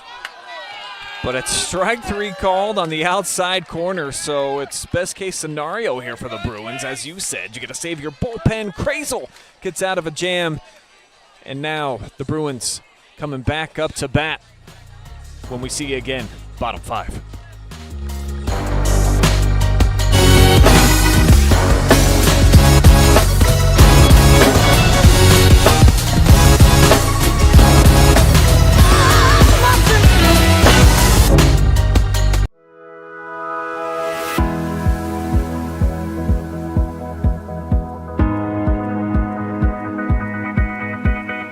We are a compounding pharmacy, so we compound medication that people are not able to find other places.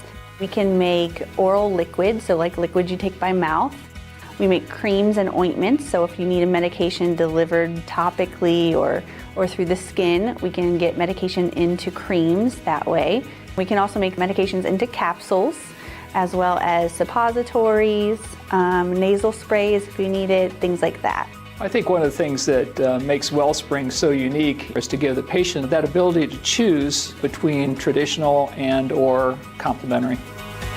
If you're needing medication and you're not able to find what you need, or you need it to go into your body in a different way, that's what we help with.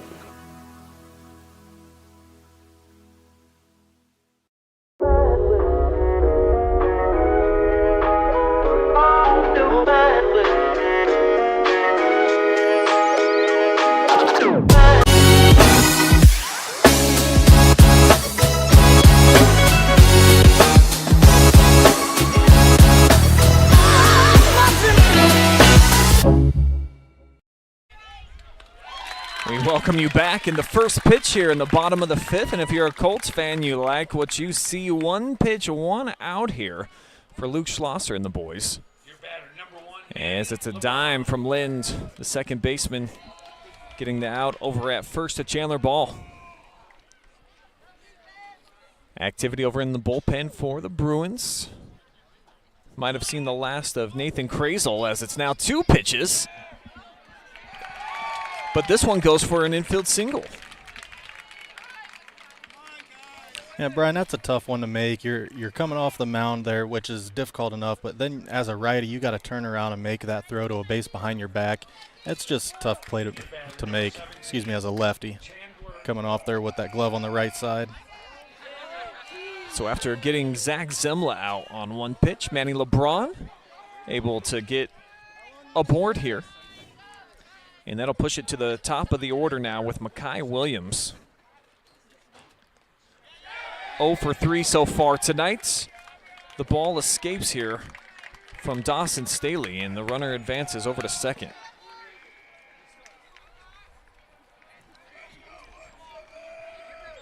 So Padua with the tying run at the plate, and a chance to try to slice the lead down to one, with LeBron over on second.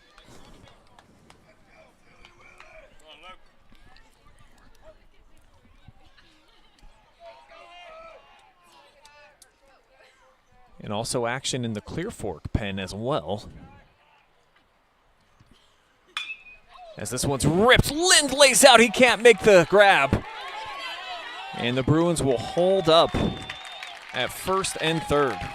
That was a hard hit ball there to the left side, glove side for the second baseman, and a really good diving stop there. He can't come up with a clean, although I'm not sure he would have made that out at first anyways. But what he did, Brian, was prevent that run from scoring. You maintain this 2-score lead.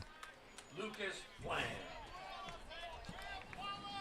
Back-to-back singles now for Padua. Williams advancing LeBron over to third. And now it's Lucas Palange, who's got a walk, a strikeout, and a single. You see that throw over to first there, Brian. That's just a check me throw. It's to let that runner know that he's still watching him, and he is willing to throw over even with that runner on third. He will throw it. Lynn comes up to snag it. And runners, a pair of them now in scoring position for Padua. Yeah, and good heads-up baseball there by Manny LeBron at third. He sees that second baseman coming to cut off that throw to the second base, and he stays put on third. Schlosser gets him to swing here. Nasty breaking ball.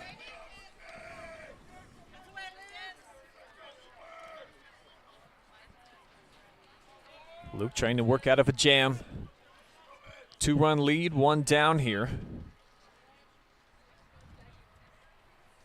And the Colts potentially just 8 outs away from getting into the regional final.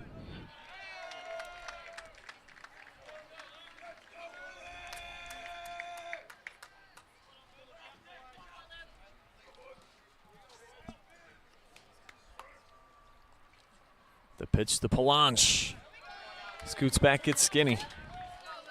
3-1 now.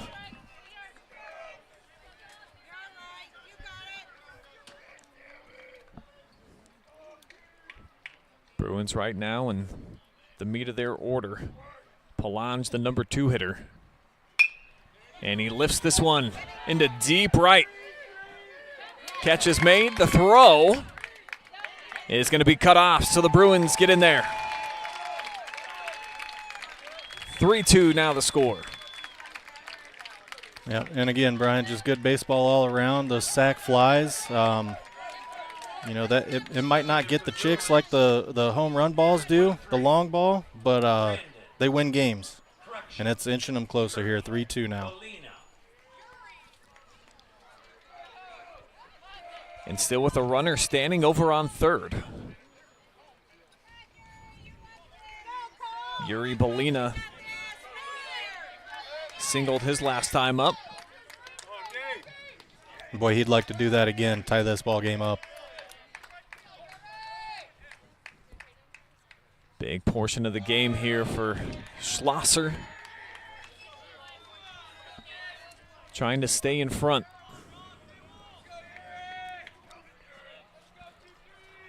Here comes the 1-0 from Luke, and it's roped into left. It'll be an RBI single. We are all square at 3 apiece.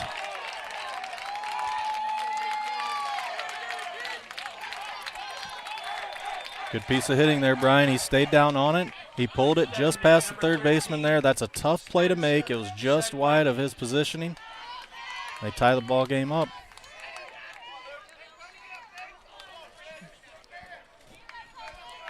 And Brian, I got to believe this is probably the last batter, either way, regardless of the outcome. I think this will be the last batter Schlosser sees. They'll first zip it over to first base. Try to hold on Yuri Belina.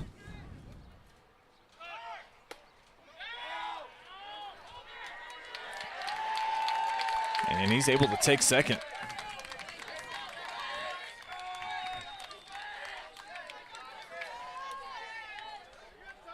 So a lot of momentum formulating right now for Padua Franciscan, who after a first pitch out to Zemla, LeBron then gets on via the single.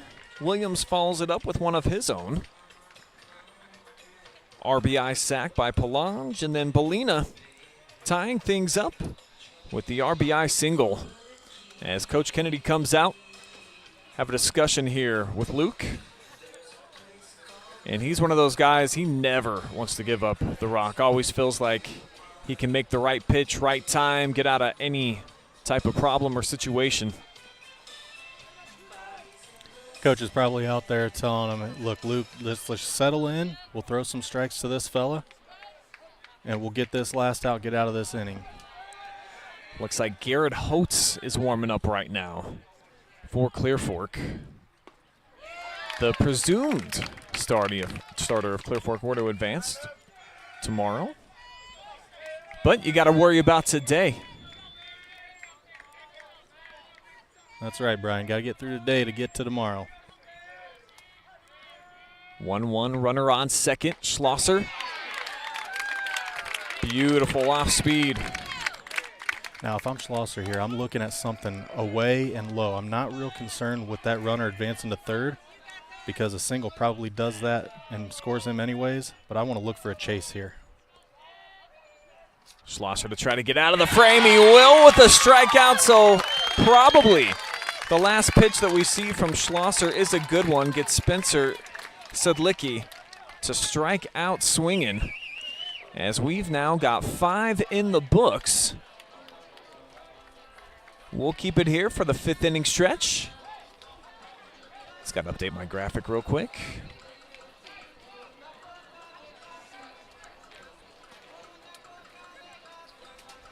Let's see, 1, 2, 3 hits in that inning for Padua. It is 5th inning stretch time. So get up, move about, get you a nice cold drink in hand, touch your toesies, and get ready for the final 2 frames here at Dunn Field, fabulous Carter Park, and Bowling Green State University.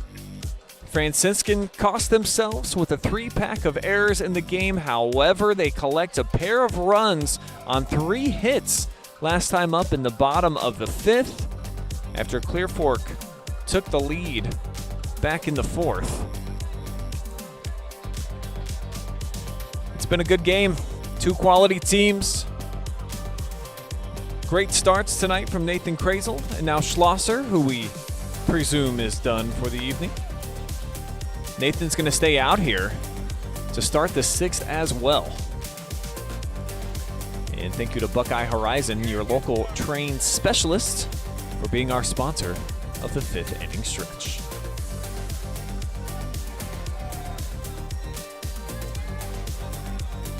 Your batter, number 14. It'll be Garrett Holtz, who was warming up out in the pen, starting things off here in the 6th. Designated hitter flew out to right and hit into a fielder's choice back in the 4th. Brian, you know he'd like to redeem himself for that little base running mishap out at second. Yeah, it could be if you're just joining us.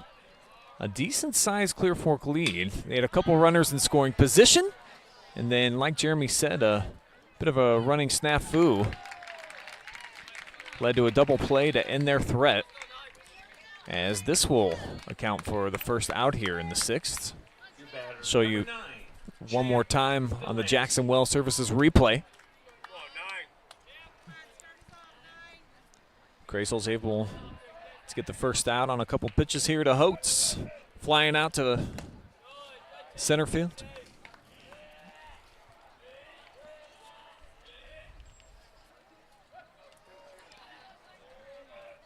First pitch strike or ball in there to Champ Delancey.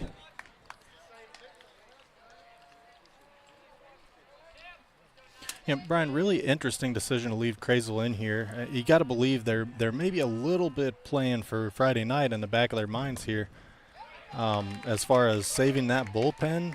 But, you know, like you said, you got to get through tonight to get to Friday night. And if Krazel gives up a couple hits here, I think it's going to be a quick hook for him. So far, getting it done here in the top half of the 6th. Allowed 3 consecutive singles last inning before getting out of a jam with the strikeout. As this one belted by Delancey, takes in a couple hops, and Manny flips it over to first for out number 2. Yeah, good play there by the second baseman, Manny LeBron. He charges that, but not overcharging it to get himself into trouble, and makes the quick but sure throw to first. Really good play there. Your batter, number 8, Dawson Staley. Now the catcher, Dawson Staley, hitting out of the number 9 hole. Try to spark a 2-out rally here for Clear Fork. And he will get over to first. Ball slugs him right in the left shoulder. Brian, as a catcher, those guys are probably the toughest guy on the team. Pretty sturdy, right? Yeah, absolutely. I think he'll definitely take that and trade it for having a base runner on. And the good news for Clear Fork fans is that gets them to Lind, Schlosser on deck. But that is the last that we have seen of Krazel here tonight. putting in 5 2/3 inning of action. Gave up 8 hits. Let's see how many walks. That's actually, that bean that he just had, just the second walk that he's had tonight. So he's been pretty solid in that regard. Yeah, honestly, that's a pretty good outing, and striking out as many as he has with Clear Fork tonight, I think he's got to look at that in the 3 that he held him to as a success. You know, you don't love a crooked number in the 6th inning as a pitcher, but I tell you what, against a team like Clear Fork, I think you'll take it, especially with the 3 errors considering. So it'll be Mekhi Williams coming up to try to get out of this 6th with 2 down. Lefty offering a different vantage point. Take a quick moment now to thank our generous sponsors as well. We would not be live and free without Buckeye Horizon Heating, Cooling, and Plumbing, your local trained comfort specialist. Jackson Well Services, family owned and operated since 1977, serving all of Ohio. Wellspring Custom Pharmacy, helping you choose effective vitamins and supplements and can prepare custom medications as prescribed by your healthcare provider or veterinarian to manage hormone balance, mouth soreness, pain, autoimmune conditions, and many more.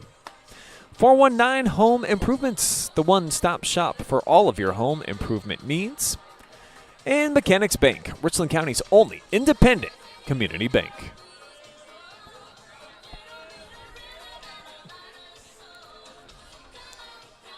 So a tough spot to step into here with the top of the order on the way for Clear Fork. Lynn 2 for 3 on his afternoon, coming off of a single just last inning.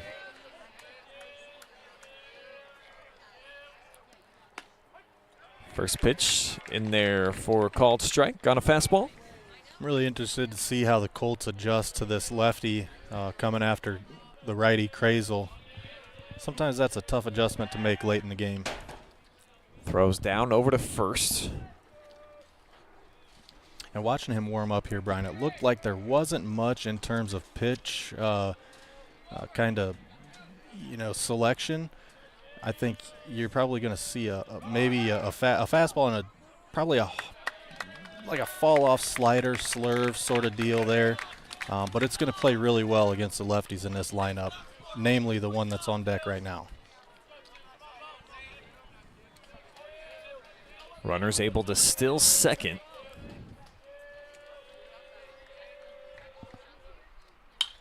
As this one looping into shallow center.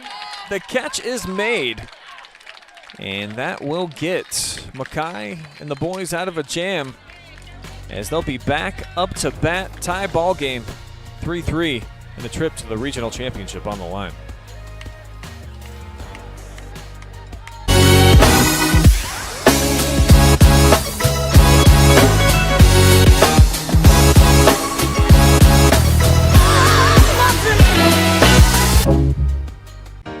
Welcome to Richland County's first artificial intelligence ATM. And if you car dance to the song you're listening to now, I will give you $50.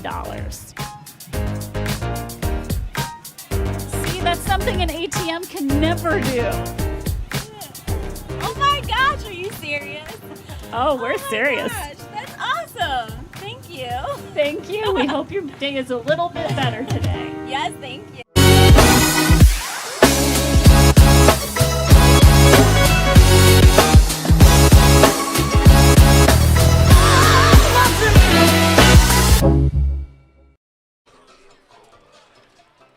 Schlosser returns to the bump here. He'll be in command to captain the ship in the bottom half of the 6th in a tie ball game, 3-3 at Carter Park.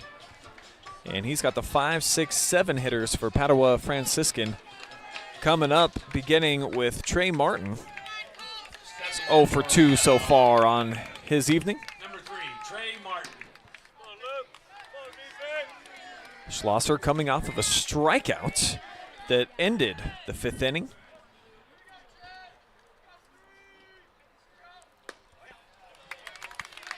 And they'll pepper in a first pitch strike.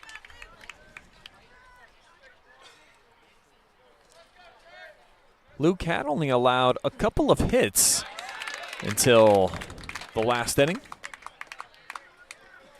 So he's had pretty solid command and certainly has proven he's been the ace of this pitching staff all year.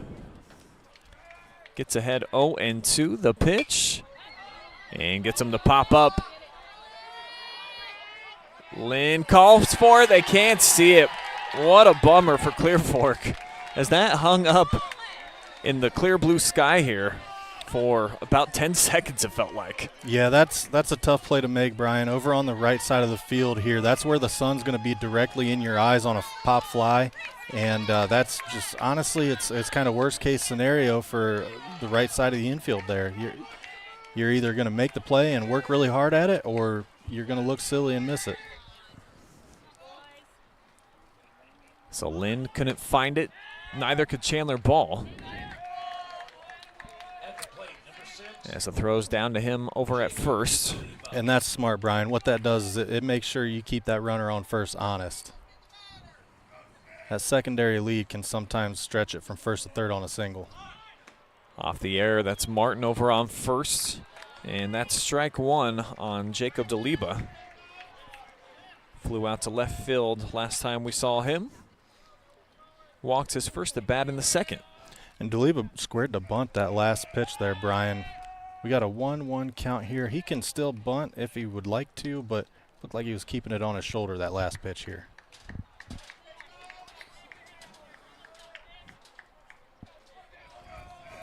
Schlosser checks in at first and back over that way.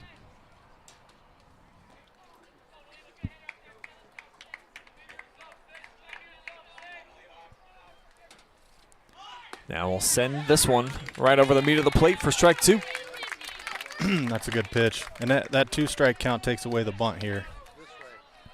This way.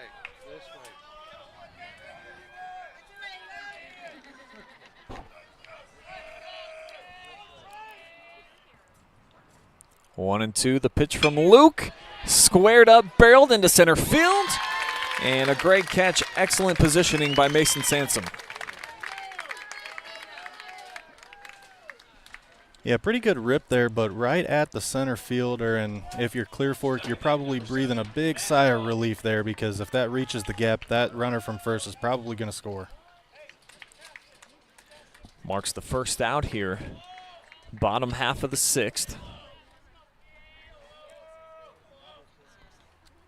And Schlosser checks the runner first and deals in a first pitch strike. This is Matt Lowe, who's 0 for 1 on his night. Also drew a walk.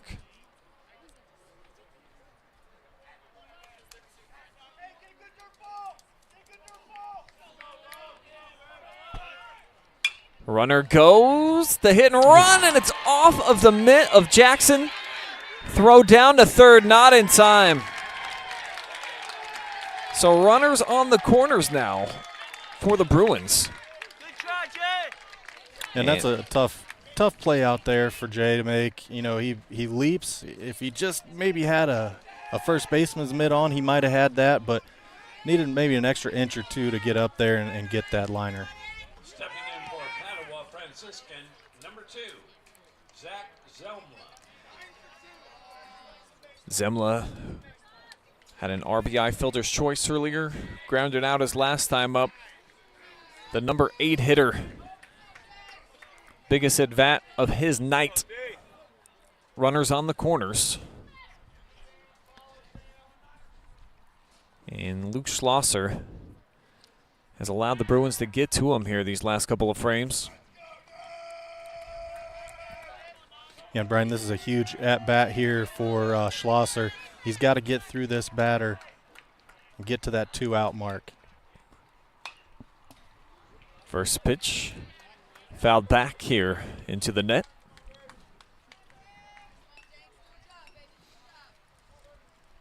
And, you know, this is tough for somebody that throws hard like Schlosser. As a lefty, you got a righty on, and you have runners on the corners here. With one out, that runner at first is probably going to be turning the jets on as soon as that ball reaches the outfield grass.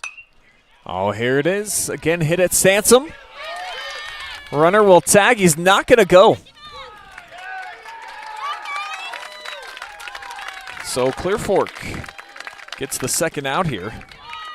And both of them have been via a catch by Mason Sansom out in center. Yeah, and probably smart there by the third base coach to not send the guy on the tag. Even though that throw did end up being a little bit wide, I think that's a risk you don't want to take against a pitcher like Schlosser. You might be able to take advantage of a curveball in the dirt here that gets past and maybe sneak a run in.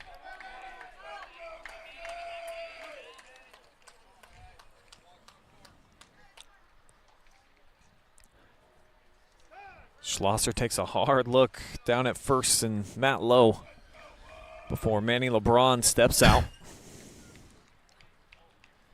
Brian, that's a really interesting time call there. I think you saw the runner on first there try to take off. Kind of showed his hand.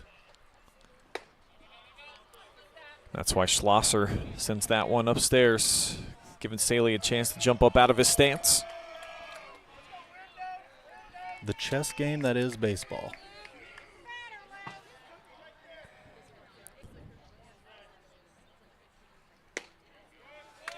Ball two.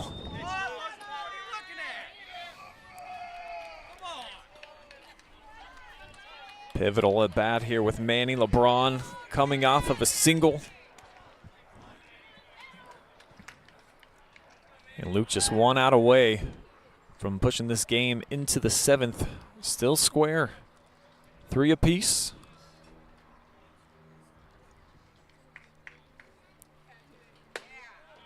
And he'll miss that one up in the attic as well.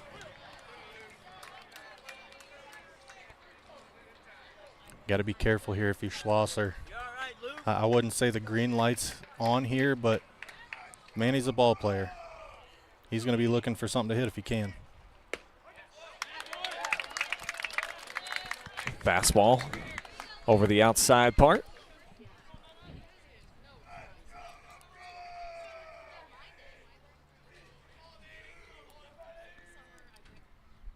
The 3-1 from Luke. And that'll load up the count. Really good job by battling back here by Schlosser. Falls behind 3-0, battles back full count. This is another one of those linchpin at-bats in this game, Brian. Gets the Clear Fork faithful chirping, starting to make some noise. Trying to encourage their senior lefty to dial in one more pitch.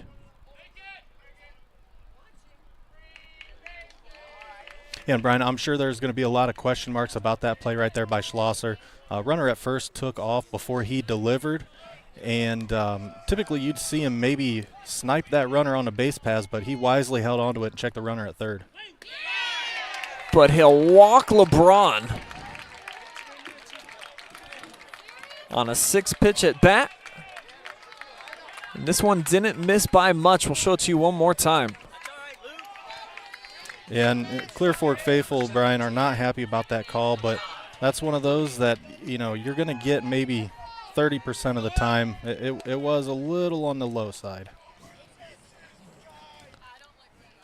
We're to the top of the order, and Makai Williams waiting for his 4th look at starter Luke Schlosser. So Coach Kennedy out to have a discussion with his senior fireballer, who's allowed the bases to get loaded up here. But only 1 out away from closing the door here on this 6th inning. And he'll get the nod. Brian, Clear Fork really fortunate here that they've got the bases loaded, because that makes an out at any base. And it also takes a little bit of pressure off being 2 outs. You know, they don't have to make that forced play at home, which is another one of the most exciting plays in baseball and one of the most chaotic. A lot can go wrong. First pitch to Williams down in the dirt. Well played by Dawson Staley.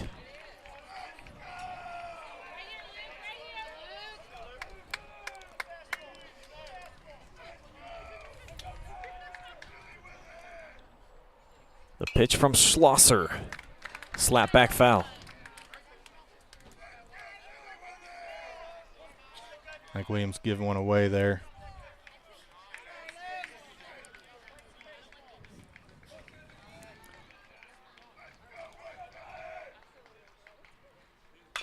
Schlosser off speed, gets ahead here. And Clear Fork fans saying one more, Luke. Yeah, and you got to be really careful here, Brian. Something that's really right out over the heart of the plate is going to get driven more than likely because of the protection aspect of the batter.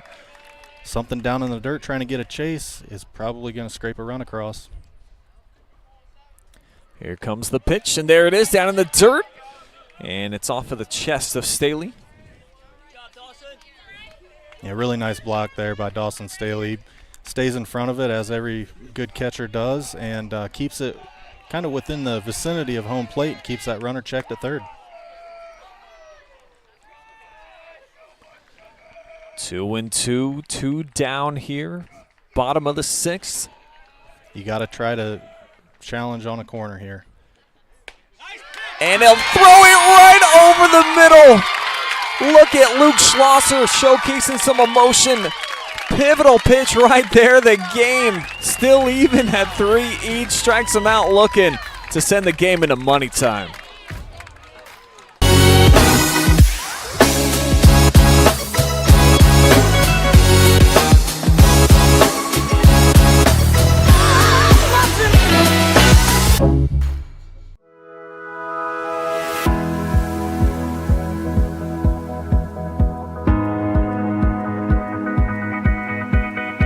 We are a compounding pharmacy, so we compound medication that people are not able to find other places.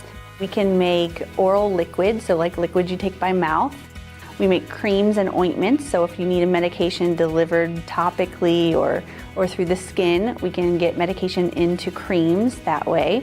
We can also make medications into capsules, as well as suppositories, nasal sprays if you need it, things like that. I think one of the things that makes Wellspring so unique is to give the patient that ability to choose between traditional and or complementary. If you're needing medication and you're not able to find what you need, or you need it to go into your body in a different way, that's what we help with.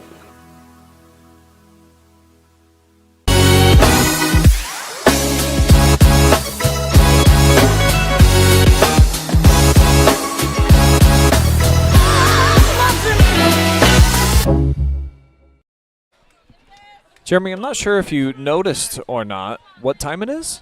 Your batter, number 39. I believe it is about money o'clock, Brian. That's exactly what time it is, baby. Get the ATMs out. Try to get in your last withdrawals. 7th inning action is here, and it begins with a little chin music dialed up by Luke Schlosser's face, protecting the moneymaker, getting out of the way there after recording a huge strikeout to end the bottom of the 6th against reliever Mekhi Williams. In there now and behind 2-0 to Luke. And now 2-1.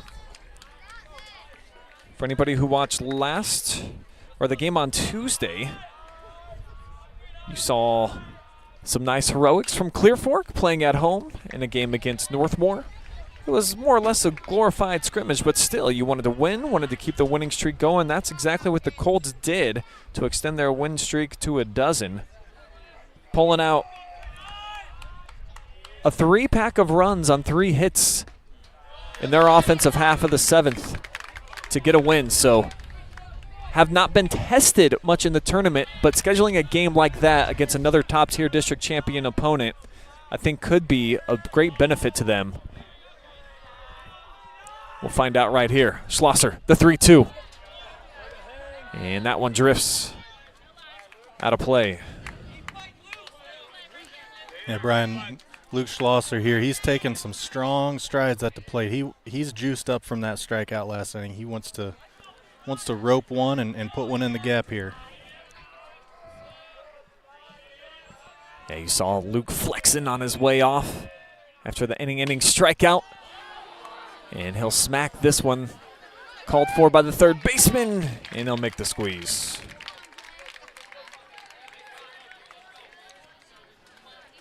So out number one, as Lucas Palange Jay Jackson. able to secure it. And that'll bring up Jay Jackson.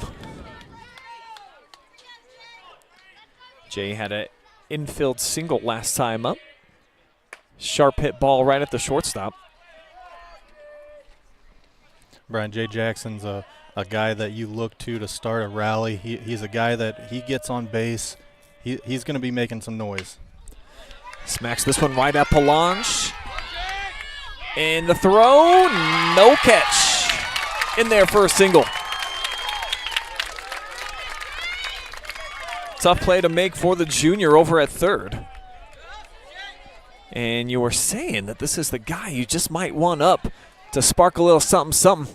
Yeah, and I got to be honest, I would be surprised to see him not taking a big secondary lead over there at first base. Not sure with one out that they want to take off necessarily, but I wouldn't put it past him. Jackson, one of the top stealing threats on the team. And not a much like call here. First pitch to Sansom. Yeah, Brian, this is money time for the umpires too. Indeed, good call.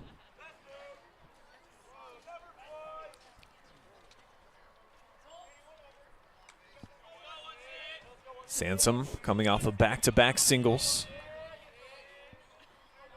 Scored a run as well back in the fourth as Jackson takes off. The throw down to second, and he's safe.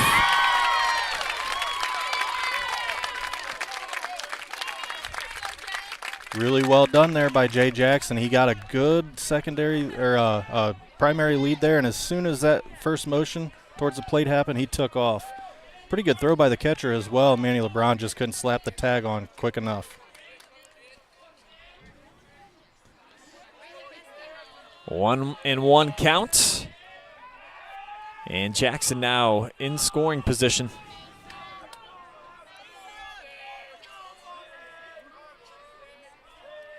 Really hearing that Clear Fork bench chirp now. Sansom had the game-winning RBI walk-off last night. He'll deliver a sacrifice here, and that'll move Jay over to third. Second out, though, now in this seventh.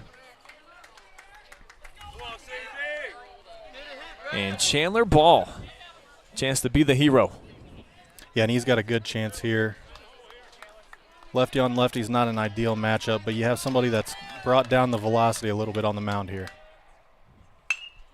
Swings at a first pitch and ropes this one over the cages.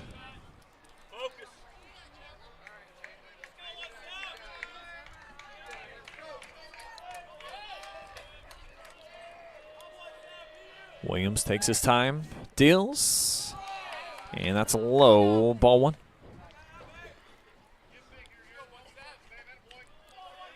Yeah, I think the ball might be a little tougher to pick up out of Williams' hand for a left-handed batter here. It looks like he kind of has that almost three-quarter delivery and keeps it hidden behind his body. Case in point right there as he gets Chandler to swing through this one.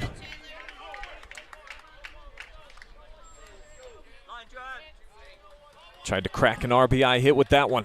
Down to his final strike. And this up around the helmet region. Yeah, and that's a really nice job there by Chandler to not chase, put himself in bad position. 1-2, you have a little more freedom on the mound than you do at a 2-2 count. You're going to see Williams probably look to throw a strike here, although he probably should avoid the middle of the plate. Bellina had a little message for him, mound visit. And it's off speed, strike three, got him swinging. And now Padua will have their chance for some heroics. Bottom of the seventh on the way.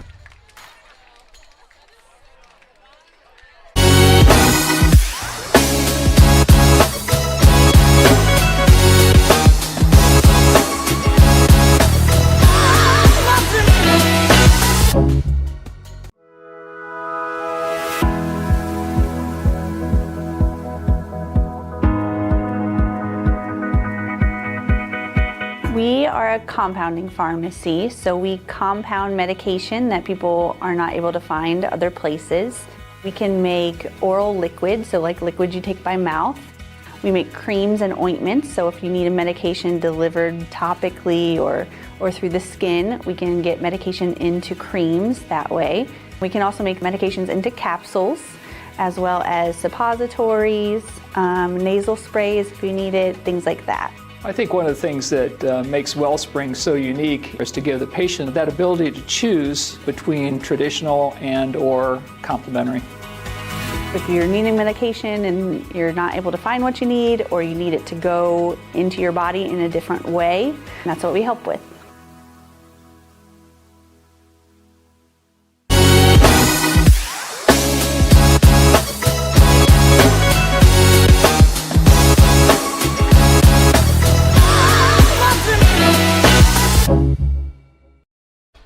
It's both money time and Garrett Holtz time here for Clear Fork, as the junior righty is going to take over for Schlosser to start the bottom half of this 7th inning. On the bump, winning pitcher against St. Mary's in the district championship, also through the last pitch against number 5 Upper Sandusky in the district semifinals. So Holtz has had a lot of action so far this year, but this, the biggest moment of his career. Meat of the order coming up for Padua Franciscan. Luke Palange going to start things off here.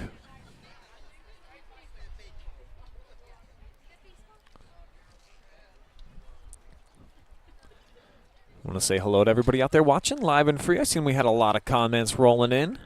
Hey to Brittany Smith, Bobby Cooper, Stephanie Stollard, Mindy Ward, Jacob Hergott, Jody Brown, Carrie Oyster, Trent Douglas, and everybody else.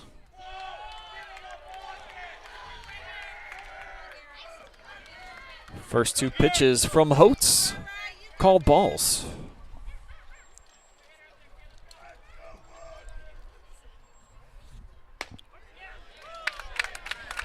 There's a strike, and Palange on the day 2 for 2.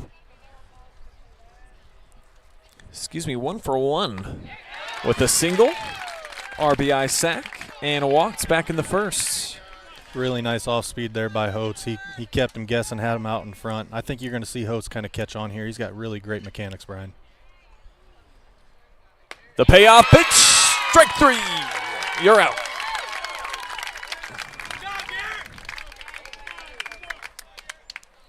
Yeah, excellent point about Garrett. He's a big dude, a lot of strength, but also fantastic mechanics. And you saw it all on display there. And he gets Molina to smack this one at Lynn, takes it on the hop, and the throw over to first. Boy, that was another really, really good off-speed pitch. Had him way out in front, and you saw him put it off the end of the bat over to second base. That was not a hard hit ball. Not what you're looking for if you're Padua here. So a strikeout the next pitch. Yuri Bolina grounds out. And now Sedlecki gets his turn with 2 down.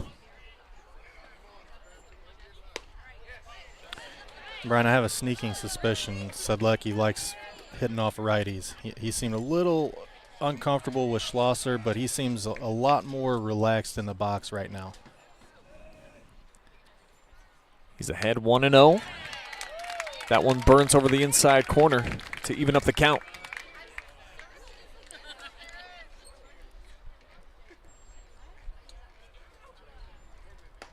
Holtz drops that one in. Strike 2. And Brian, if you look with Holtz, his deliveries on his off-speed and his fastball are very, very similar. He gets that same arm slot, hides it behind the body, and comes down through in the same area, and that's what makes that such a hard pitch to hit. It looks just like a fastball coming out of the hand. He shakes off Staley. Again, now agrees. The 1-2. That's a good pitch.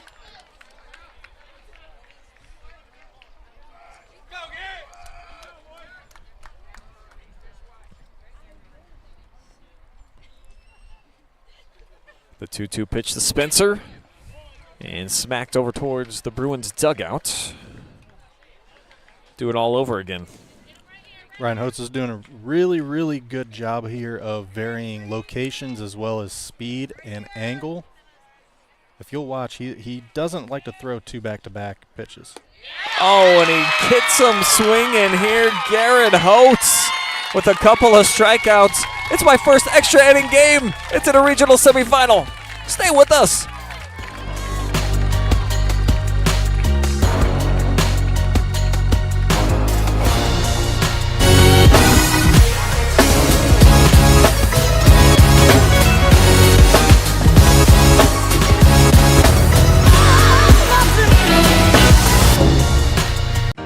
Welcome to Richland County's first artificial intelligence ATM.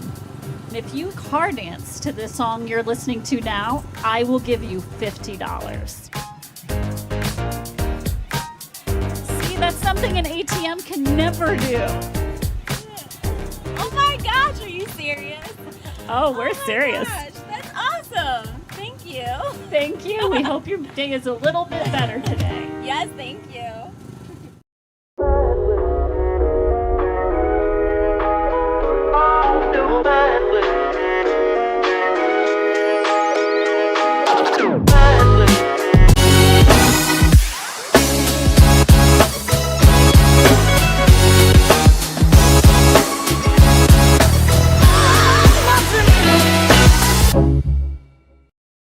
We've got some movement in the Padua pen as we bring you back for extras. And it begins with Casey Swank smacking one to left, but he will get out. Clean hit off the stick, but the catch is made by Martin for out number one. Number 14, Garrett Holtz. I'm Brian Skowronski. Got Jeremy Peoples with me here tonight, and have not seen a game go extras yet this year. As we're back now with Holtz. Are you kidding me? He did not And they just call make him that out. play. Oh, my goodness. Let's check it out. My favorite baseball saying, Brian, pitchers are athletes too. Look at this, falling away. First baseman digs it out on the far side of the bag. That's a heck of a play all around. Oof. No question. And in crunch time, no less.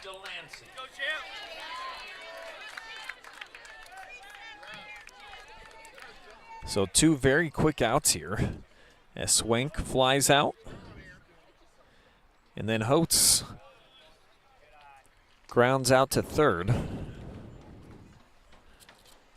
So it's best case scenario here for Mekhi Williams in the Bruins defense. As we're down to the number 8 hitter in the lineup, Delancey.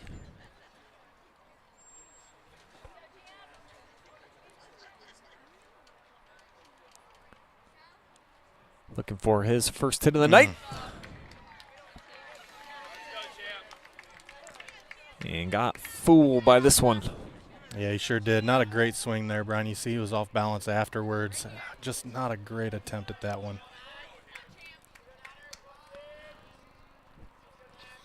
2 strikes on him.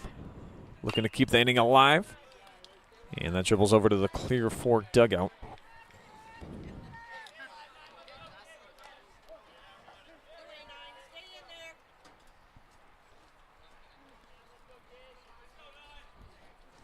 Williams came on in the 6th in relief. And looking for 3 shutout innings.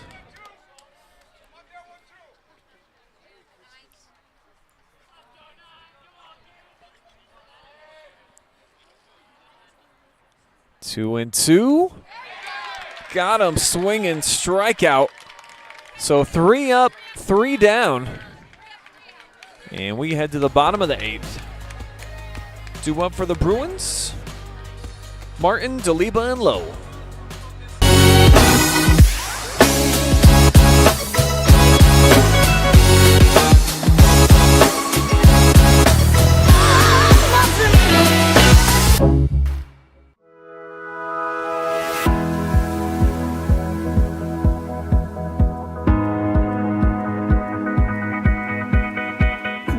are a compounding pharmacy, so we compound medication that people are not able to find other places. We can make oral liquids, so like liquids you take by mouth. We make creams and ointments, so if you need a medication delivered topically or through the skin, we can get medication into creams that way. We can also make medications into capsules, as well as suppositories, nasal sprays if you need it, things like that. I think one of the things that makes Wellspring so unique is to give the patient that ability to choose between traditional and or complementary. If you're needing medication and you're not able to find what you need, or you need it to go into your body in a different way, that's what we help with.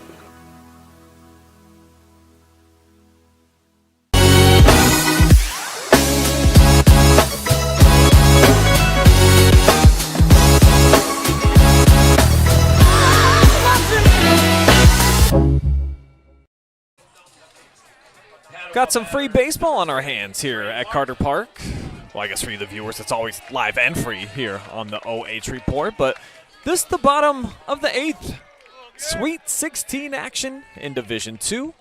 Clear Fork and Padua all square at 3 runs apiece. Garrett Holtz on the mound now for Clear Fork. Was able to get a pair of strikeouts in the 7th when he came on in a 1-2-3 inning. And now he starts things off here in the 8th against Trey Martin. Trey 0 for 3 so far on the evening. And representing the number 5 hitter in the lineup. This one right off a home plate. Tough run for Staley, and the throw is too late. Yeah, kind of no man's land there, Brian. That was out on the left side of the plate there, but just far enough. Catcher had to run a good ways to get to it. You'd have liked that to travel just a little bit more so the third baseman can pick that and give it a right-hand swing over to first. So Martin gets aboard.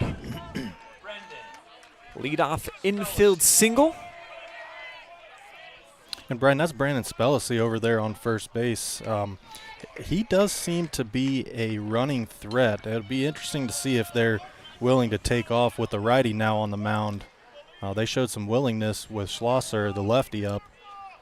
But we'll see how they handle this. Spellacy's just a freshman. We saw he was heating up in the bullpen as well. As Holtz takes a peek at him over at first. And Aliba steps out, calls time.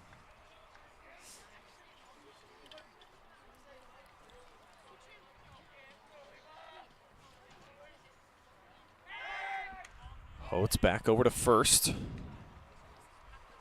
Pretty quick move there by Holtz.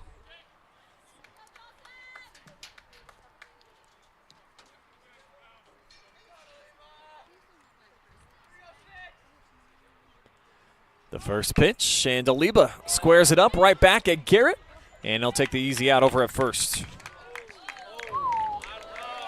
And Brian, I tell you what, if you're a fan and you looked away just for a second, you almost missed a heck of a play there. First baseman threw behind the runner at second, and they almost got him with his back turned. That could have been a tough break for Padua. See it shake down here on the Jackson's replay. Yeah, you're absolutely right. Very close play there at second. I see more than 200 of you watching on Facebook, almost 300 on the YouTubes. I presume most fans tuning in wanting to see Clear Fork try to punch their ticket into the Elite Eights, though a couple comments coming in from Padua Franciscan Nation. And this has been an excellent ball game if you're just joining us. It was Padua taking a 1-0 lead in the second. Clear Fork dropped a pair in the fourth. They would extend their lead out to 3-1 the very next frame, but then the Bears tied it up in the bottom half of the fifth, and we have been scoreless ever since. We saw Franciscan really threaten. Had the bases juiced at one point. And Luke Schlosser got himself out of trouble.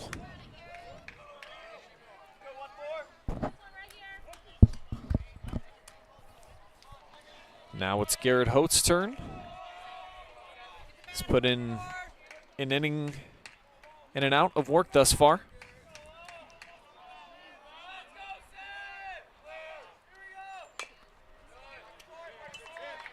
Another really good off-speed pitch there by Holtz. I spoke on mechanics earlier, Brian. As a pitcher, especially when you get into the stretch, if you can't keep your mechanics in time with each other and one little thing gets out of whack, the fringe pitches like the corner curveball, stuff like that, it doesn't work quite as well. You don't get as much break. You don't get as much location. So he'll chase Spilecki back over to second, ensuring he doesn't get too sizable of a lead here, representing the walk-off winning run. And that'll be ball 2 now, even in the count.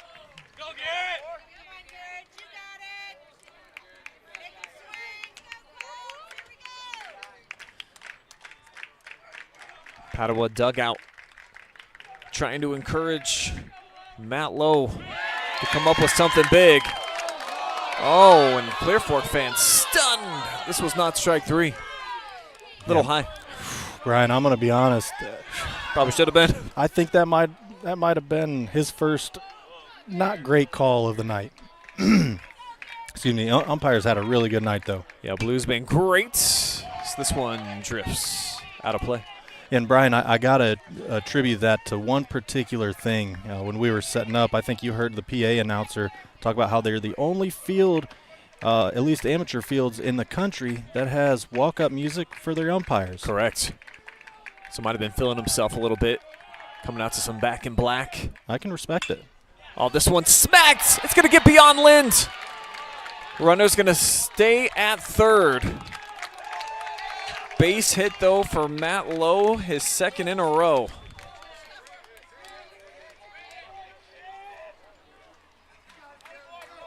And now the winning run, much closer, one bag away here. And, Brian, this is one of the situations that, I think makes baseball one of the greatest sports that you could ever participate in. There's so much riding on the line here. There's so much tension. And this game could end on, a little CNI single that gets through the infield and plates that runner. Or it could be a sac fly. There's a lot of variables that go into this, and all that tension comes down to that one last play. When it's over, all that tension just goes away. It's a really odd dichotomy, I think. That's why we got a full-on infield meeting going on the pitcher's mound.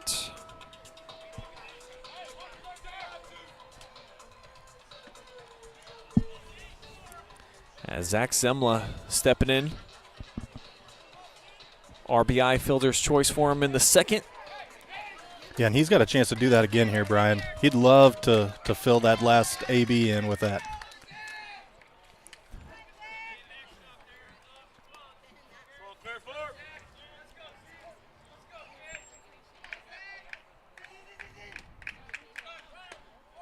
Pitch is high, and they'll allow the runner to take second.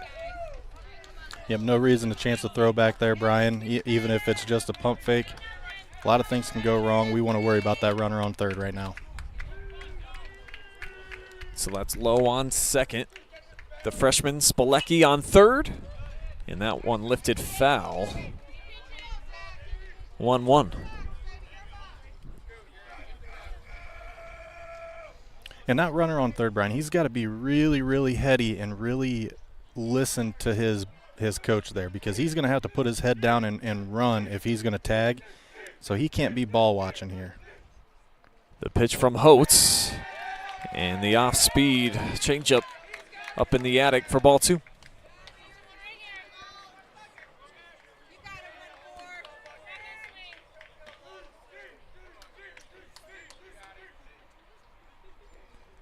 Now he throws a fastball, and it's in on the hands. Puts his second strike on him.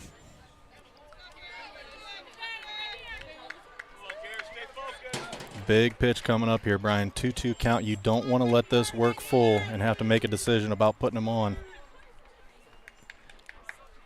Holtz shakes off Staley with the first two. And now bounces this one in the dirt. The play at the plate will not be made. That is how it will end. Padua Franciscan moving on to the Elite Eight on a wild pitch from Garrett Holtz.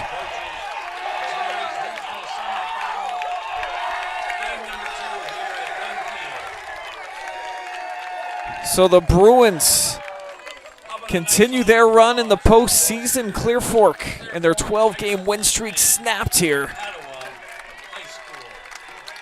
on a tough play at the end. Yeah, Brian, that's a tough block to make for a catcher. He's made a couple of them tonight, but that one is maybe just a little too difficult. Sneaks past and kicks over to the third base side of the backstop here. No chance at making a play.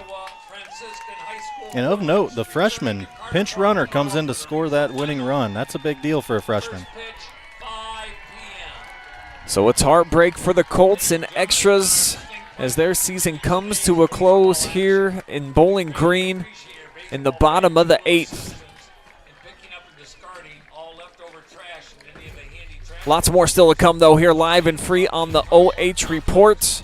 We will hear from our most valuable player in the game, have some final stats, and get you out of here.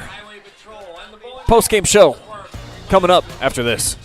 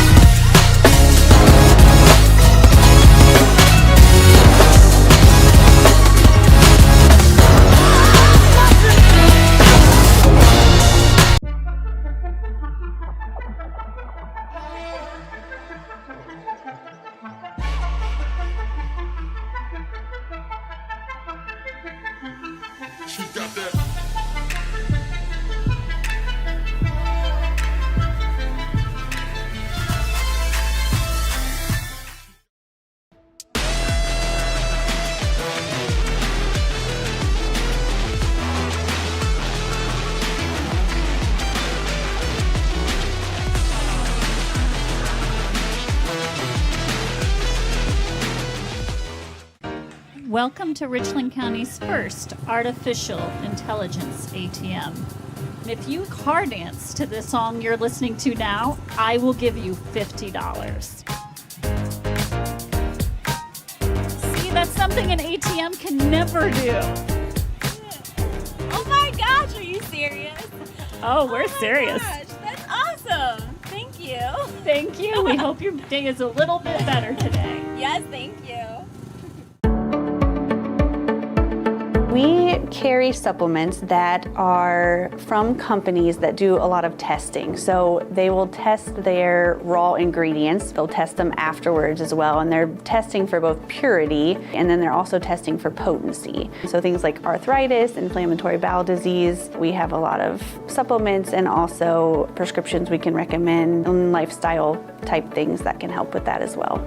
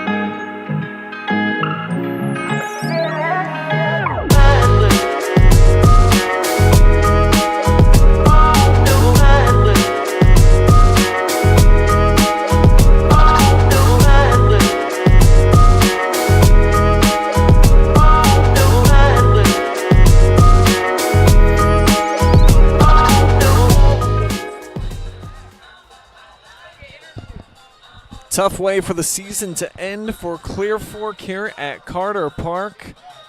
But the celebration is on for Padua Franciscan. And you guys watched it all go down live and free in extra innings thanks to our generous sponsors, Mechanics Bank, Richland County's only independent community bank. Wellspring Custom Pharmacy, helping you choose effective vitamins and supplements, and can even prepare custom medications as prescribed by your healthcare provider or veterinarian to manage hormone balance, mouth soreness, pain, autoimmune conditions, and much more. Jackson Well Services, family owned and operated since 1977, serving all of Ohio. Tonight's broadcast also presented by Buckeye Horizon Heating, Cooling, and Plumbing, your local Trane comfort specialist, and 419 Home Improvements, the one-stop shop for all of your home improvement needs. We've got the MVP interview on the way. We are going to talk to Padua Franciscan senior second baseman Manny LeBron, who flashed some awesome glove work out there. He's walking over now. I'm going to get ready. We'll talk to him in just a moment.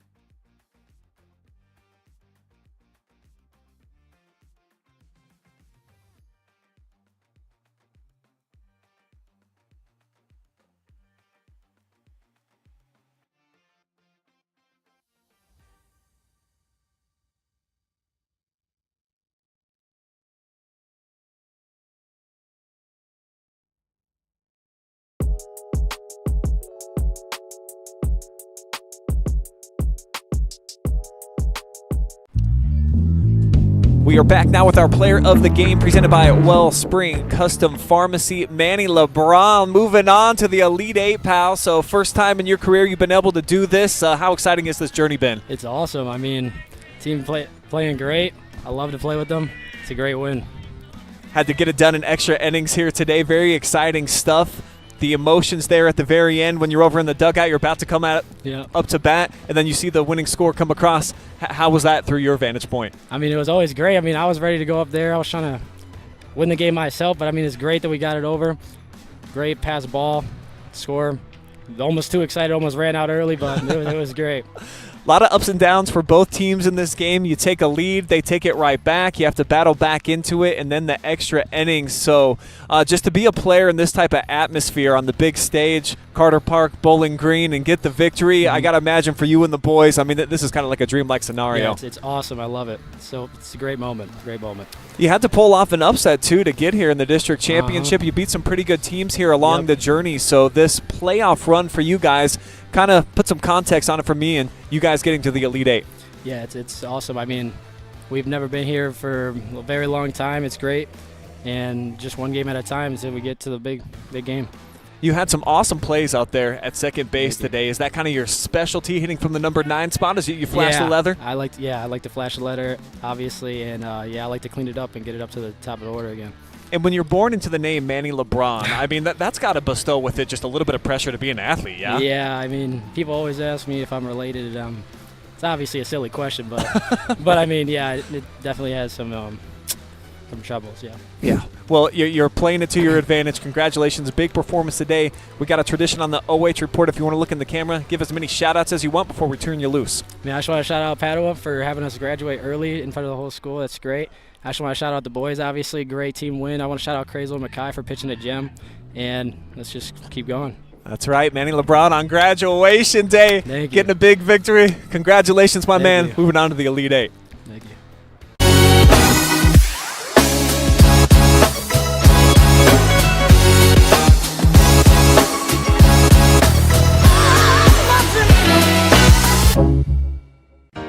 Welcome to Richland County's first artificial intelligence ATM.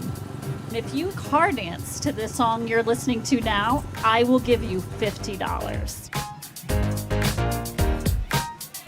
See, that's something an ATM can never do. Oh my gosh, are you serious? Oh, we're serious. Gosh, that's awesome. Thank you. Thank you. We hope your day is a little bit better today. Yes, thank you.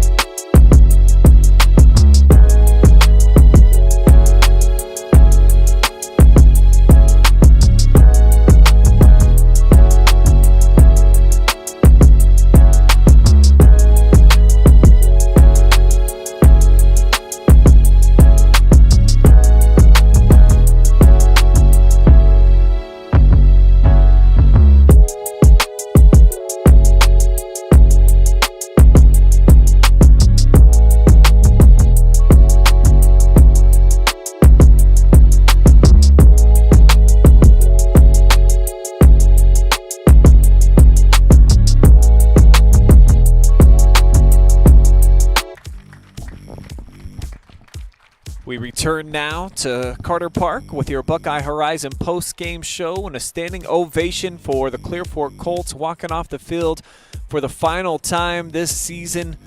4-3 they go down to Padua Franciscan, but what a ride, what a run for the Colts, the number 1 seed and the district champions out of the Northwest 3 part of the state. But their journey comes to a close tonight in extra innings. I'm Brian Skowronski, Jeremy Peoples with me, and really exciting game. You can't get much more even than what we had here, Jeremy, as the final numbers are about to indicate. From top to bottom, 2 really good teams played a fantastic game.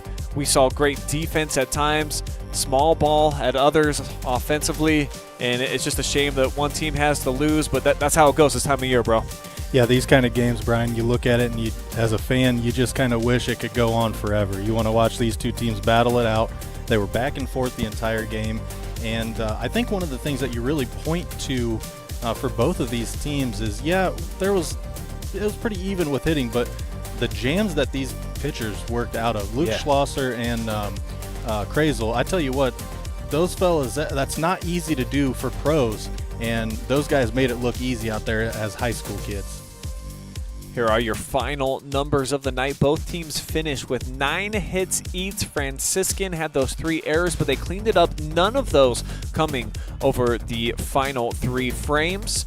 As you see Coach Kennedy out there talking to our local media and a disappointed Casey Swank walking off. It just felt like a team of destiny, and all year long with the 2 gaudy win streaks they had, getting out of the gates at 1 and 2, and then they win all those games in a row, 14 of them to be exact. Hadn't dropped a game since May 1st. Wow. A 10-1 loss at Highland, the MOAC champion, who I haven't looked, but they were still competing today, a district champion themselves. And for Clear Fork, gutsy battle. They had the lead. We're on top 3-1 going into the bottom of the 5th, but big-time players make some big-time plays. We saw that here tonight as guys like Lucas Palange and Yuri Belina each had some RBI hits to tie things up. And then the walk-off wild pitch, the only error of the night for Clear Fork. That's how it ends for them. Obviously, you got to be kind of sick to your stomach seeing that. Yeah, that's a tough break, Brian, and you'd hate to see a game of this magnitude end like that. But honestly, if you're Clear Fork, you got to look at this game, and maybe you didn't play as well as you might have wanted to, but you put it out there, and you competed with a scrappy, hard-fighting baseball team in Padua, and they came away with the victory. And again, you don't want to see it end on an error, but you beat yourself. It's hard mentally, but at least you didn't come out here and get blown out. You played your brand of baseball, and you left it all on the field, and that's all that you can do. Well put, sir. Won't even throw any cherries on top other than just saying that it's been a real pleasure following the Colts. I've been all 4 of their tournament games with them. It's an excellent team, an awesome fan base, and certainly tough to see this one come to a close. But you all got to watch it live and free thanks to our generous sponsors coming together so that you can watch it on the Facebook and the YouTube. One last thank you to Wellspring Custom Pharmacy and my good friend Stephanie Lane over there. Mechanics Bank, Christy Lord and the gang, they do it right. It's always better when you bank with Mechanics. Buckeye Horizon, your heating, cooling, and plumbing train comfort specialist. Jackson Well Services, and 419 Home Improvements. Thank you to Adam Thompson, puts together all of our very cool graphics that you get to enjoy here on the OH Report. And Jeremy Peoples, double duty, running that camera and talking to you with some color commentary. I'm Brian Skowronski saying so long for now, but we will see you more live streams, regional championships coming up tomorrow, and then we'll have a state championship live stream for Monroeville softball on Saturday. Stay tuned for that and enjoy the rest of your evening. So long, guys.